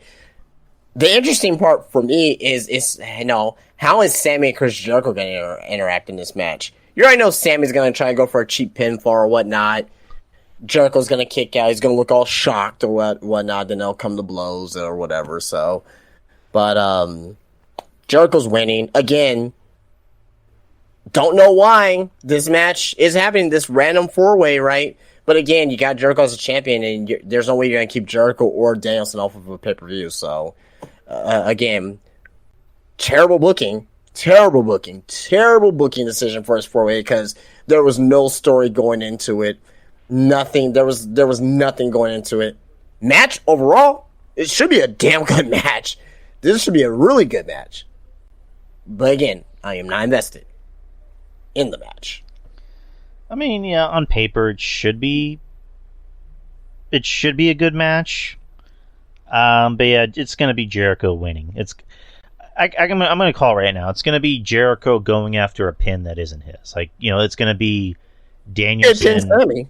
It's gonna be possibly Danielson and Claudio, working each other, and then in the end, Jericho's gonna take advantage of the fact that they tire themselves out. And he's gonna get the win. And there's probably gonna be a storyline of Sammy pissing off Jericho because he wanted to take a pin on him. So, I mean, the only storyline that I see here that can develop, and I'm not sure if well, you probably don't even care, but there's been some teases of Wheeler Yuta and Bryan Danielson and coming to blows. That's what I'm saying. Honestly, you probably don't care, but there's been teases of that. I'm not sure that this is going to happen in this match, but just be on the lookout for Wheeler Yuta. That's all I'm saying. I don't want to be on the lookout for Wheeler Yuta. I don't. Well, if I didn't tell you and you saw it on Saturday, you're gonna be like, well, that was random. Well, it would be random, but they have been planting the seeds for at least the past few weeks with that. The great Wheeler Yuta. Next is the AEW Women's Championship. Toni Storm versus Jamie Hayter. It'll be a really good match. Again, I don't care about this match. And there's been a little bit of build. A little bit. This match has been built up better than other matches on the card. A little bit of build. I still don't care about it. To me, again, this match should be the most important match for the women on your card, but it's Saraya versus Britt Baker, whatever, right? Overall, though, Toni Storm's going to win this match, and I think we see Thunder Rosa come back. Because remember, Toni Storm is still the interim champion. I think Thunder Rosa comes back, and if she does come back, then we'll see on how, we'll see what happens here. We'll see on how that'll go into the next pay-per-view, or maybe that probably won't go into the next pay-per-view. They'll probably do a champion versus champion match. Yeah, winner is coming. Exactly, winner is coming. Yeah, that's what I'm thinking. So they can further continue their progress on running Thunder Rosa out of AEW, pretty much. I mean, this seems like it'd be a much better match than the other two women's matches. I mean, it has. Yeah. I mean, because Toni Storm's a good wrestler. She just doesn't really have a connection with the crowd, in my opinion. And Jamie Hayter, I think, is pretty good. So this should be a better match than the other two women's match. But like you said, it's just like, why is this a match? Why is this a feud? But yeah, and Jamie, she didn't do anything. I don't think she did anything to get the title shot. It was just randomly announced, Hayter versus Toni Storm. Okay, great. Should be a good match. I mean, I think Jamie Hayter's from Australia too, if I'm not mistaken. No, she's from England. What am I talking about? She's from England. Toni Storm is from New Zealand. But regardless, though, both these women used to wrestle in Japan, and they have that hard hitting style. So hopefully they can bring that type of hard hitting style to this match here, and Toni Storm's gonna win. But, hopefully they'll have one of the better women's matches this year in AEW. All right, moving on. AEW World Championship Eliminator Tournament Final. The winner receives an AEW World Championship match at Winter is Coming. Ethan Page versus To Be Determined. He beat Bandito tonight. On the other side, you have Brian Cage, who's supposed to face the winner of Lance Archer and Ricky Starks, but apparently that match didn't happen. Fill me in. It should be. I think it's happening this Friday, apparently. So, okay, so Archer and Starks is happening this Friday? Or they said that? I don't know if it's happening this Friday, because if it happens Friday, then we have the final on Saturday. I'm not sure. I'm not sure. I saw Stark's kind of promo, but I mean, it was muted. I couldn't hear because we're on the podcast here. But I gotta go back and watch it and kind of figure out what the hell happened. Eddie's saying, yeah, Archer and Starks is on Friday. They never competed the first round, so I guess they're having the match on Friday, and the final between whoever. That'll probably be the pre-show match. I guess that makes sense. Between Cage and whoever wins between Archer and Starks. I mean, I want Starks to win, but they don't have a plan for Starks, so I think it was you that said that it might be Ethan Page that wins it. Yeah, I called it. I called it last week. Ethan Page is gonna win this tournament. He's gonna win this tournament because the seeds are already planted there with him and MJF. This is, believe it or not, a long-term story that Tony Khan's telling. I mean, this is not for Ethan Page to win the title or anything like that, but just for him to get a world title shot. Now, MJF, I'm most likely thinking will win on Saturday, and that will be, one of the first title shots that Ethan Page has, and one of the first title defenses that MJF makes. I think it goes hand in hand. Yeah, so you're perfect 2 for 2 on things. You called the Judgment Day thing with Edge and Beth Phoenix, and now you're calling this. Jeez. Got it. Next is the AEW World Tag Team Championship match. You have Acclaimed defending against Swerve and Our Glory. I mean, the Acclaim's gonna win, and Swerve's gonna turn on Keith Lee. I mean, should be a good match. This is their third match against each other. The Acclaim's gonna retain. Keith Lee is, gonna get turned on by Swerve. Obvious. It's just so obvious that it's there. And the Acclaim, they're still gonna be tag team champions. So after that, the Acclaim's gonna be face off against the Ass Boys, the Gun Club. And after that, I'm not sure, but Swerve and Keith Lee, they're gonna go on to a feud and maybe have a match at Winter is Coming, right? Or maybe even, I don't even think they can swing this all the way to the next pay-per-view. So I think Winter is Coming is probably where you're gonna get that one-on-one match between Swerve and Keith Lee. What if they do something lame and have Keith Lee be the heel? No, there's no way. Not after what Swerve did to Billy Gunn. I don't know, just knowing AEW, they're going to do something lame. Let's make Keith Lee the heel. It's like, no. That would just be hilarious. It's like, Swerve, I am mad at the atrocities that you've committed against one Mr. Billy Gunn. It's like, you're not a bad guy. Stop. No, I'm sorry, Swerve has already scissored Billy Gunn's fingers, so. What have you done to Mr. Gunn's fingers? Yeah. Oh, God. Yeah, the Acclaim should win. I mean, the Acclaim's over. Billy Gunn's over. Have this feud be over. And have them move on to the Ass Boys. And then beyond that, I hope to God they don't run into fucking the Young Bucks. I hope to God. No. No. FTR. FTR's on the radar, too. I forgot to mention that. I mean, that'd be fun. That'd be a fun match. I like FTR. All right, now we're on to the main event, which should be the main event. John Moxley versus MJF for the AEW World Championship. MJF cashed in his casino ladder poker chip. I mean, MJF is being built up as, is he going to be a babyface or not? I mean, like you said, he's over, but he's supposed to be a heel, but lately he's been a babyface. And especially what happened at the end of Dynamite tonight. Did the hot babyface run in save Moxley and William Regal? Here's what I think about this match, is that the outcome is either going to be damned if you do or damned if you don't. Because if, MJF wins, there's going to be the people that are going to say that it was hot-shotted.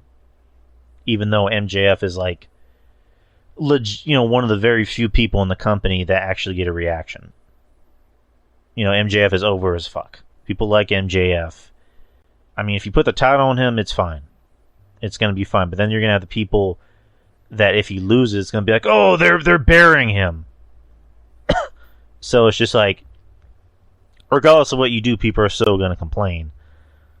I mean, is it going to be that MJF has been in cahoots, with Regal the whole time? Because they've been including Regal in this feud. I mean, are they going to do something where, like MJF is saying, like, he's pretending to be the babyface, but he's going to be like, haha, I was really evil the whole time. And it's like, we kind of saw that coming. So I don't know what they're going to do. Like, it would be a lot more interesting if it's going to be like him and Regal have been doing a thing the whole time behind, Moxley's back, behind Danielson's back, and I guess that's a way you can kind of get rid of the what the fuck is it called, the Big Cock Combat Club, whatever the fuck, Big Black Cock Combat Club, like Blackpool Combat Club, yeah, whatever, Big Black Cock Blackpool Cock Club, whatever. Yeah, I mean, I don't know what's gonna happen, but MJF should win. He should win. Oh, well, MJF is winning. Like, no doubt about that. He is winning the match. Question's how is he gonna win? Is he gonna win straight babyface? Like, I doubt that. I think that he's gonna win straight up, double down as a heel. I think William Regal will get involved.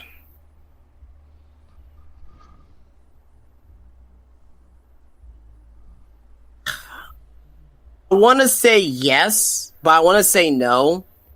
Because MJF doesn't need anybody. He doesn't need William Regal to get over. William Regal doesn't really need to be a heel. Obviously, we know he could be like a damn good heel. Does William Regal join MJF? Does that do anything for MJF? No. Does MJF, just winning the title by himself, right? And him doing that. So basically, to me, William Regal doesn't really, for me at least, he doesn't really play a factor on MJF being more hated. You know what I mean? Maybe, William Regal be hated, but the goal is to get MJF more heat. I think him just doubling down, what I would do, this is what I would do. Yes, even though he attacked, the Firm, right, tonight, he got attacked by the Firm. I would kind of make it seem like they made a pact, like, hey, we're gonna hurt each other here, but you remember it was for a greater cause. It's for me to get the world title. I really think that this is just gonna be like a double swerve when it comes to that. So I think that the Firm is gonna get involved, right? Stokely Hathaway is gonna get involved with the crew. And they're going to end up, I won't say not necessarily helping MJF, but they may, give him some aid in the match. And MJF will return that aid back. And I really think that they're going to be on good terms at the end of the pay-per-view. MJF is winning. He's going to win the title. God forbid there's an injury in the match or anything like that. He's going to win. He's going to walk out as the new AEW champion. That's happening for sure. I'm 100% confident about that.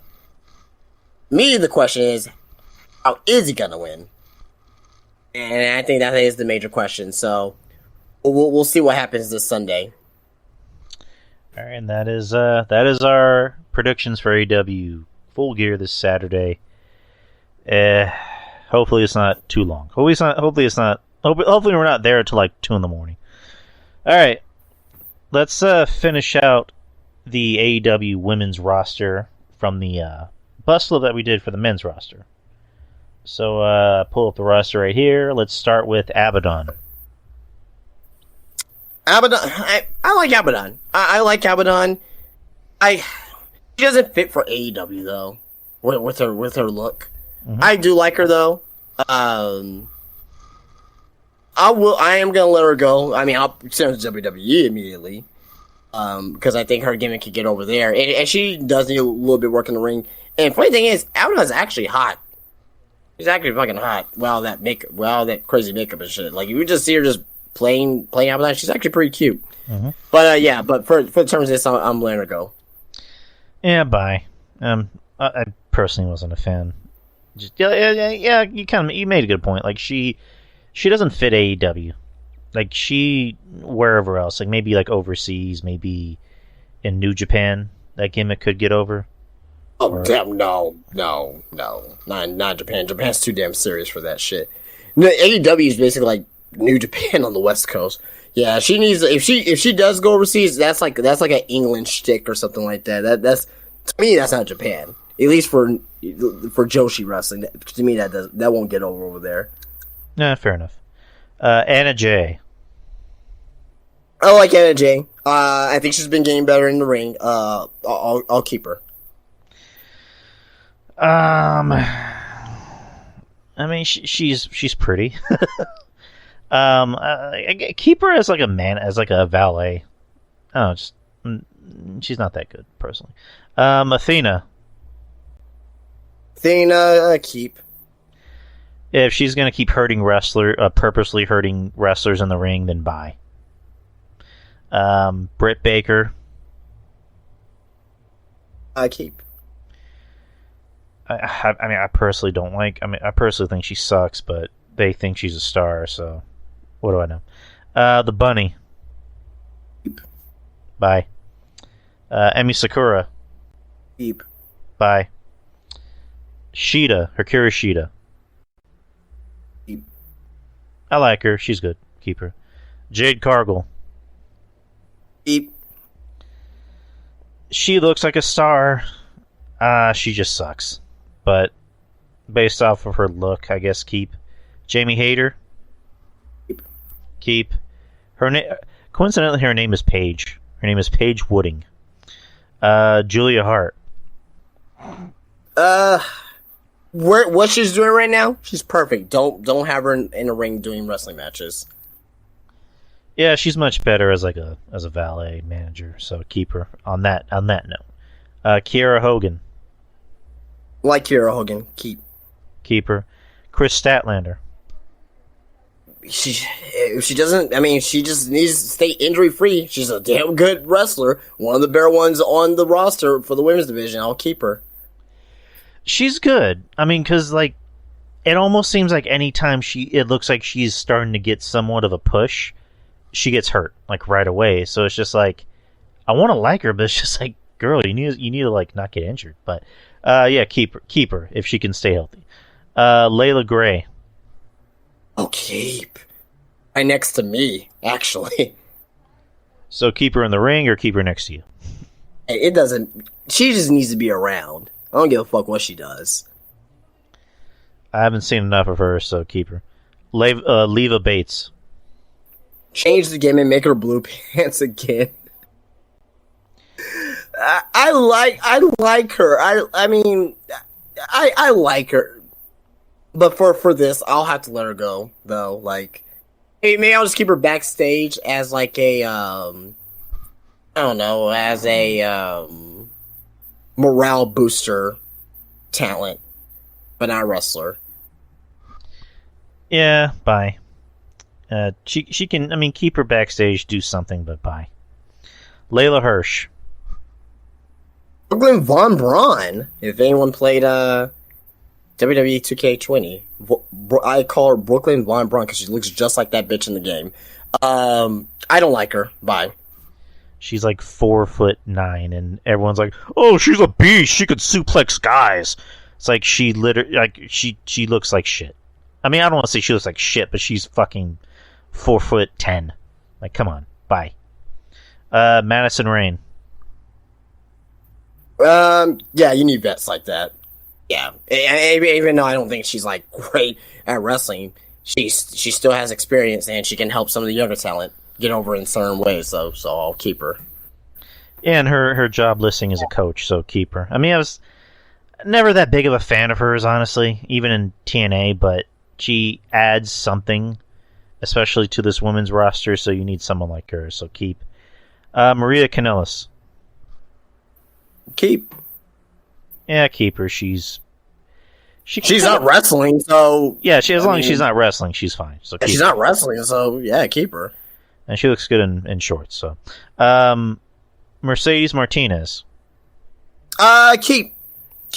Again, need a vet like that. Need a vet like that around. Love her. Keep her. Nyla Rose. Gone. Yeah, unfortunately, I tried to give Nyla a chance. I'd said, well, she can at least cut a promo, but she's not good in the ring. Like, she actually hurts people, so bye, Nyla. Paige Van Zant. I'm just gonna stop myself there. Say it. You said Paige Van Zant? Yeah. Well, oh no, I was gonna say that. Like, you must be the most. So Nyla Rose is possibly the worst wrestler of all time. Because if she can't even beat women, how in the hell could she even beat a man? I don't know. I really don't know. How could a former man wrestler can't even beat, well, not man wrestler, how can a former man can't beat women's wrestlers? She should be world champion, undefeated. That's the way I look at it. I'm sorry. Get the fuck out of here. Ah, boy. I mean, you're not wrong. I mean, because her whole thing is that she's a beast, and yet she can't even beat women. Like, women are, yeah. She can't even beat the gender that she turned into. No, she's. I don't know if I should say it. I'm just saying, man. Like, she sucks as a woman. She should just not be a woman anymore. Oh my god. Oh god. Yeah, bye. She sucks. Jesus Christ. I'm getting canceled. Paige Van Zant. She looks fantastic. She doesn't. I mean, she's only had one match. No, I'm talking about like. I'm saying she looks good. Like, she's sexy. No, but bye though, because I mean, she's on the payroll and she's not even like wrestling, so she doesn't even care to get better. So bye. Yeah, I mean, she's just like, what else has she done? All she does is post, pictures and videos of her in her bikinis and her lingerie, which it looks good. I'm not gonna lie, it looks good. Eddie's saying she's too busy on her OnlyFans. Like, yeah, she's too busy to actually want to get better in the ring, and she's on the payroll for some reason. So, go ahead. No, I was saying she was too busy sucking that dick. Sucking that dick. But as much as I want to see her suck that dick, bye. Penelope Ford. She's getting better. I don't think she gets enough credit on how much work she's putting in. She's not great or anything, but I'll probably give her another 6 more months to get better. If not, I'll send her my way. Send her my way. Send her away. But for now, I'll keep her. Barely though. Keep her and get rid of her husband. She at least looks like something. She isn't terrible in the ring. She's decent in the ring. So, yeah, keep her. But get rid of her husband. Rebel. She serves no purpose. Get rid of her. She serves a purpose as being Britt Baker's lackey.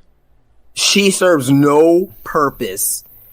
If Rebel were to leave AEW today, would she be missed? Would she even be noticed that she was missed? I don't think so. I mean, granted, if anybody were to leave AEW, would they be missed? No, I'm being serious. Rebel, no, I'm being dead serious. If Rebel were to leave AEW, would she be missed? Or anybody be like, damn, where's Rebel at? Like, I don't think that people will miss her. Right. I don't know. I mean, because like she's not. Her whole thing is she's not a wrestler. She's a lackey. So, I guess if you don't add anything to the show, then get rid of her. She doesn't. If I'm putting you on TV, you gotta add some type of value to the show. She doesn't add no value. Well, I mean, Eddie's saying she also does makeup, for the wrestlers. Okay, well, fair enough. Stay backstage then. But you're not gonna be taking talent money. Fuck that. Be backstage, do makeup. Be kind of like how I said for Leva Bates. Be a morale booster. Great. You're not gonna be on TV. You're not gonna be wrestling. Get the fuck off my screen. Get the fuck off my roster page. All right, fair enough. Red Velvet. I like Red Velvet. I do. I think she'll be better in WWE. I really think so. Yeah, I really think she'll be better in WWE. I mean, you're not wrong. Is she one of Booker T's girls? I'm not 100% sure. I think she may be, but I'm not 100% sure. I will let her go, and she's injured right now too, so I will let her go. But she will be perfect in NXT though. Riho. I don't like Riho. I don't like her whatsoever. I'm gonna keep her because she can wrestle. But I just don't like her. I don't like her. I don't. Yeah. But I can look past that for business. If I was running a business, to know that Rio's not one of the best wrestlers on the women's roster, or top 5, top 10 women's wrestler on the roster, I'll be stupid if I do let her go. So I'll keep her regrettably. Bye. I'm done with her. Bye. Ruby Soho. Keep. I love Ruby, but just the company seems like they don't care about her. Like, it's just. Well, yeah. If I'm running the company, she'll be better. Like this if I'm running it, like, yeah, I could care less who's what happened to her in the past. If I step in tomorrow, if I'm running this shit, she'll be pushed. It's like in the main event of All In will be Jeff Jarrett versus Sting. Right. Shit. Hey, you know what? That'll get people to fucking watch. I'm telling you. It's built up right. Oh, man. Buy solely for the sake of go back to WWE. So, I don't know. But just, yeah, the company just doesn't give a shit about her. I can already tell. And Eddie saying AEW doesn't care about 80% of their roster. He's right. He's not wrong. More so the women. Saraya, she just came in, so. Oh yeah, we'll keep, yeah. Serena Deeb. She's been great on AEW. Everything that she's been doing so far has been damn good, and I've been enjoying her work. So yeah, keep her. I like her. I mean, she's one of the few women that actually know what she's doing. So keep her, and she's also listed as a coach. Sky Blue. Oh, I love Sky Blue. Yeah. I'll keep her. Love her. I'll keep her, shorts, but I'll keep her. I'm trying to think here. I'll keep her as long as Dante Martin's there. If Dante Martin leaves, then I'll make her leave so they can both go to WWE. Are they a That's couple? just the way I'm thinking. Yeah. Oh, I didn't know that. Yeah. I mean, I watch some of Ethan Page's toy hunts. It's pretty fun to watch, actually. See these guys go everywhere and just like hunting for like old Power Rangers figures and Batman figures and from 89 and 92, whatever. But yeah, they were on a few episodes, and you can clearly see that they are dating. Like, it's 100% obvious.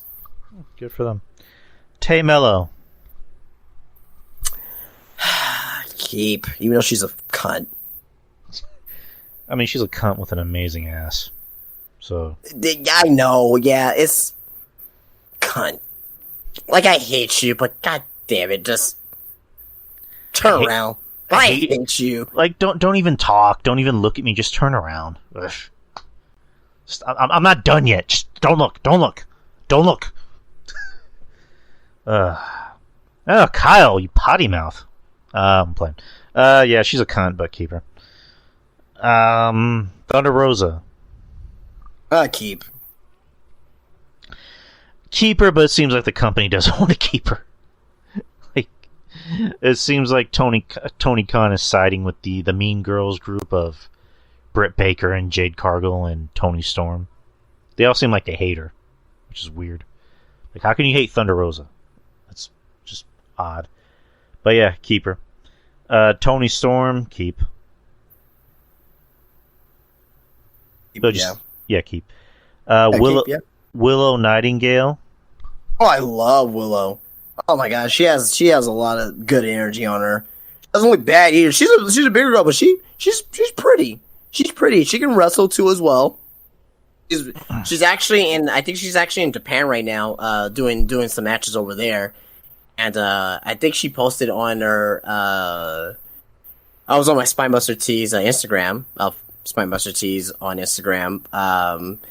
And she had like a like chest chops, bruised chest. So she can give it and receive it, if you know what I'm saying.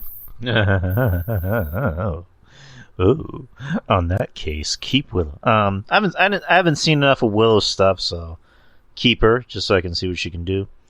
Lastly, Yuka Sakazaki. Yuka Sakazaki. I like Yuka. They don't use her enough. She's like not really around that much, so if she was around more, I'll keep her. But I mean, she's in Japan right now, so I'll let her go. I mean, if I let her go, I mean, it's not like I'm missing anything if I let her go, because she's not there anyway right now. So yeah, bye. And that's the women. That's. I wonder if we should do the on-air personnel. I mean, there's not that many, but all right, yeah, fuck it. Alex Abrahantes. Keep. Yeah, keep. Don Callis. He's a big Thundercats guy. He loves Thundercats. Yeah, cool.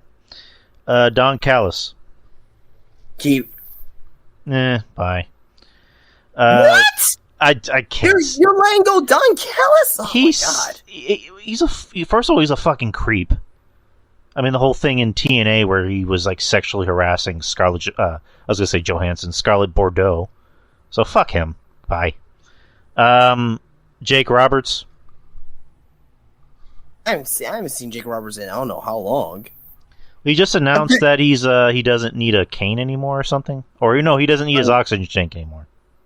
That's really good. That's awesome. So I mean, you gotta keep Jake Roberts, man. Like, he's so useful for wherever he like just have him come on TV and cut a promo. It doesn't have to be like even not even 5 minutes, like 3 minutes, 2 minutes. Yeah, you gotta keep him. You have to keep a legend like that. Jose the assistant. Yeah. Yeah.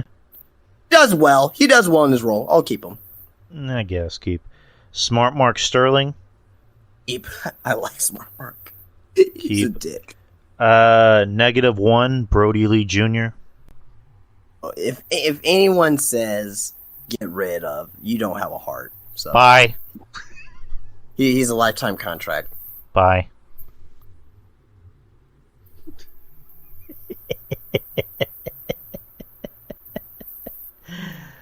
I mean, sure company, man. Hey, sure company, man. You can do whatever you want. Fuck that kid. I'm playing. I mean, as long as they don't actively feature him on TV. Don't. like fine. I'm fine with it because they want to do a good thing. They want to do a good thing and help them. You know, they want to help out the family. That's fine. I'm fine with that. I'm all good with that. It's a good thing. Like, just let the kid be part of the roster. Like he doesn't harm nobody. You know. Just I don't want to see him in the ring every single week. I don't even want to like just. I don't even remember the last time. When's the last time he's been on TV? I haven't seen on TV all year. I think. Exactly. Like just keep him out of the ring. If he wants to, if he wants to train to be a wrestler, fine. But just I don't need to see a 12-year-old kid in the ring doing anything. Oh my goodness. I'm good. Okay. Let him be on the roster. Be on the roster. He's a little kid. All right, but yeah, just point is, it's fine. It's fine that he's on payroll and that he's getting paid.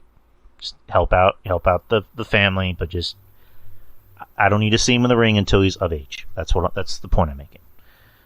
Stokely Hathaway. Keep. 100% keep. Yeah, keep him, even though I don't really get what he's doing. Vicky Guerrero. Keep. Speaking. Bye. Just at this point, I'm kind of done with Vicky. I like I like Vicky. I like Vicky as a person. She seems like a sweetheart. I'm always gonna love her. I'm always gonna love Eddie. But it's just, what is she doing on the show? Like, what is she adding to the show?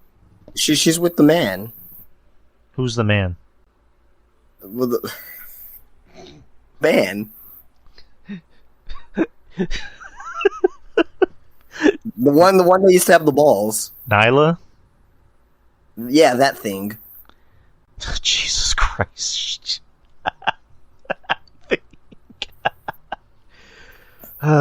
just again, Vicky. Bitch! Vicky doesn't need to be on television anymore. That's the point I'm making. Just send her home, let her go home, let her live her life. She's good. She doesn't need to be in wrestling anymore. So, nothing personal with Vicky. Just bye. Lastly, William Regal. Oh, yeah. This William Regal. Keep him. Yeah, keep William Regal. Let's see what he can do.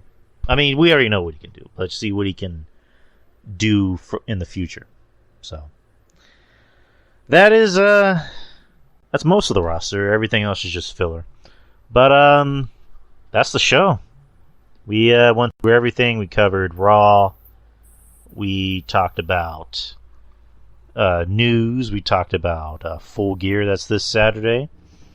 And we'll be here to cover it next Wednesday, as well as do Survivor Series predictions. And fucking next Thursday's fucking Thanksgiving. It's crazy to think about. Next Thursday's Thanksgiving, yeah. So next Wednesday we have the Survivor Series preview and predictions, and yeah, I mean, so yeah, a little bit of the same next week, guys. Predictions. Hopefully there's some news for us to cover as well, and talking about Full Gear. So yeah, we're gonna be very busy these next and coming weeks with these shows. So yeah, we do appreciate you guys checking us out. Yeah, my sentiments exactly. Thank you guys.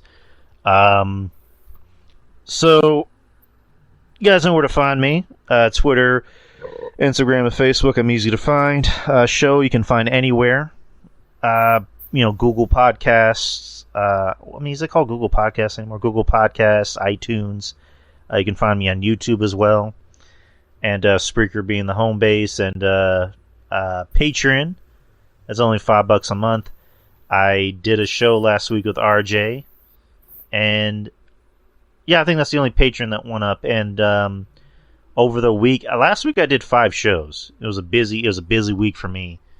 I'm currently doing a show with Monty every Saturday morning. Where it's supposed to technically be me, Monty, and RJ. RJ wasn't able to make it on Saturday, so just me and Monty. So look for that show. You can find it on just look up Brother Monty. You can find it anywhere.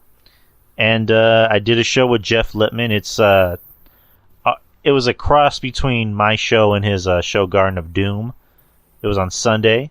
And a special guest dropped by. It was Mish.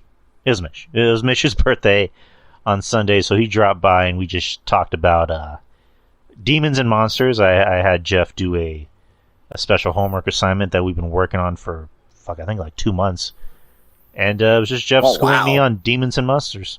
Yeah, Jeff knows his shit. So Garden of Doom, listen to Jeff's show. It's not a wrestling show. It's not an entertainment show. It's basically just him talking about, like, you know, anything you're in. If you're into mythology, if you're into urban legends, if you're into, you know, demons, monsters, angels, Jeff's your guy. Jeff, you know, Garden of Doom is a damn good show. So give it a listen. All right. If you like vampires, there's a show about vampires. Listen to it. Garden of Doom. And of course, he has Hammerlock Hangover as well. That's his wrestling show that he does with Steve Pena. And just Maurice, check it out. Just check out all our friends, like Jeff Lippman, of course, Steve Pena from Hammerlock Hangover, Wrestling Soup, of course. Mish is the one that made this shindig happen. He asked me to be on the Wrestling Soup Discord. So all thanks goes to Mish. So Mish, if you're listening, thank you. And of course Joe Numbers from the Soup. Breaking the Apocalypse with our friends John Draper, Shaheen, and Bijou Bryan. False Count Radio with Andrew Carlick. Wrestling Court with Julian and Rob.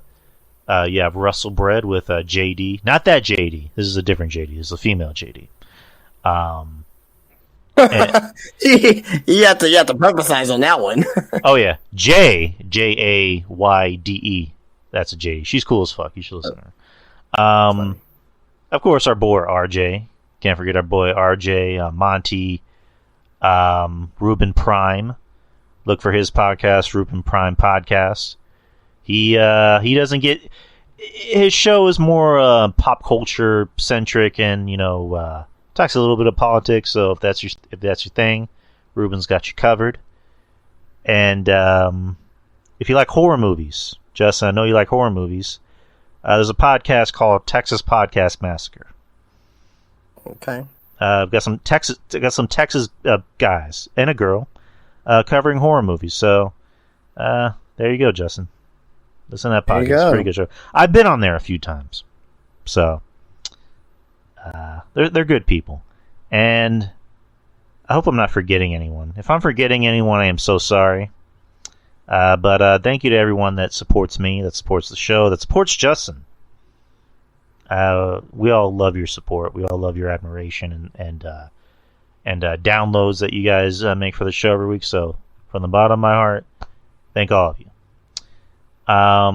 Justin, why don't you tell everybody a little bit about yourself, where they can find you, and all that shit.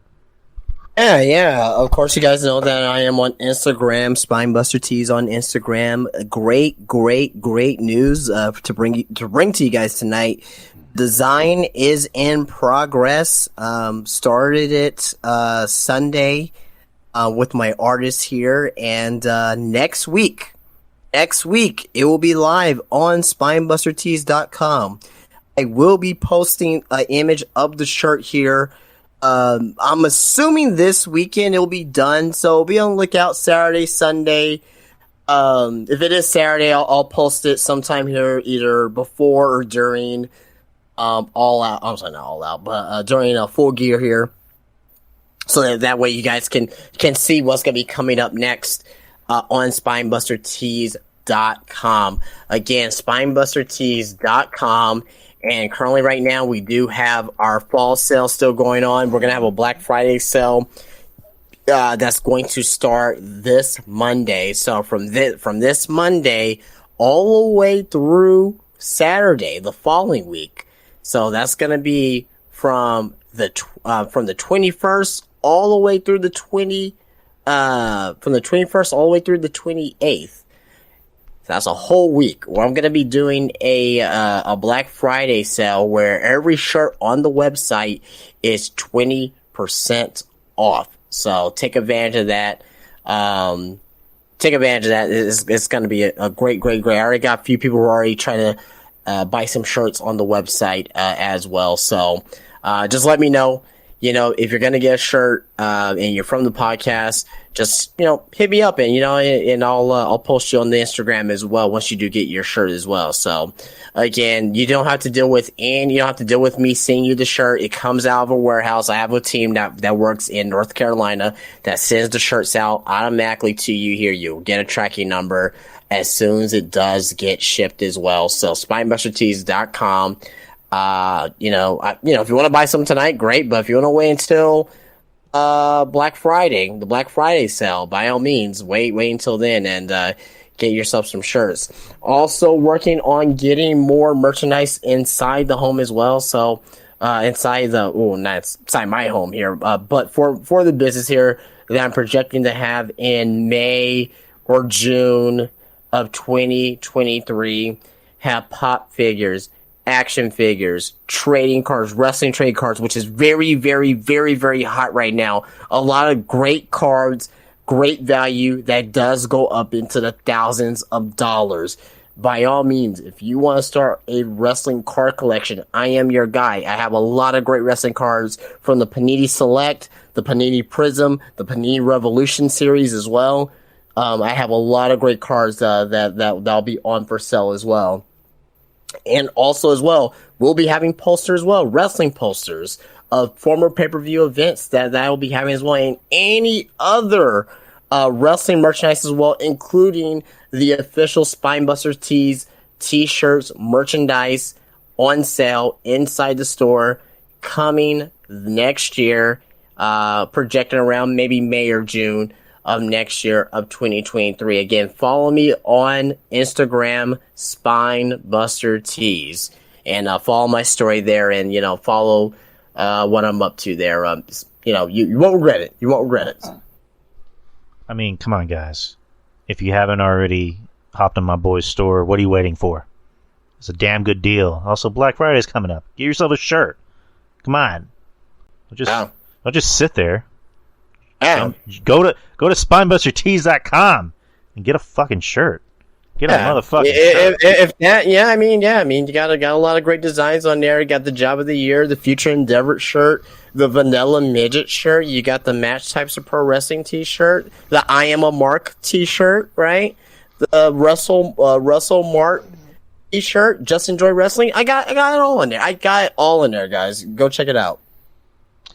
All right. With that being said, that concludes the show, and we will see you next week. From myself and Justin, or from Justin, from us to you guys. We will see. You're Justin now? I'm Justin. I will be Justin. You'll be Drew. I'm Drew. I'm Justin. Yeah, he's me. And I want to fuck bitches. I'm playing. Yeah, you have a big penis. And I have a big penis. Yes, I win. I win. No, You have a kiak. I have a kiak. I have a kiak. But from myself, Drew, and him, Justin, we thank you guys, and we will see you next week. But just have fun and be safe and peace. So. The Drew Yari Show. It's Drew Yari. It's Drew Yari. The Drew Yari Show. It's Drew Yari. It's Drew Yari. The Drew Yari Show. It's Drew Yari. The Drew Yari Show. It's Drew Yari. The Drew Yari Show.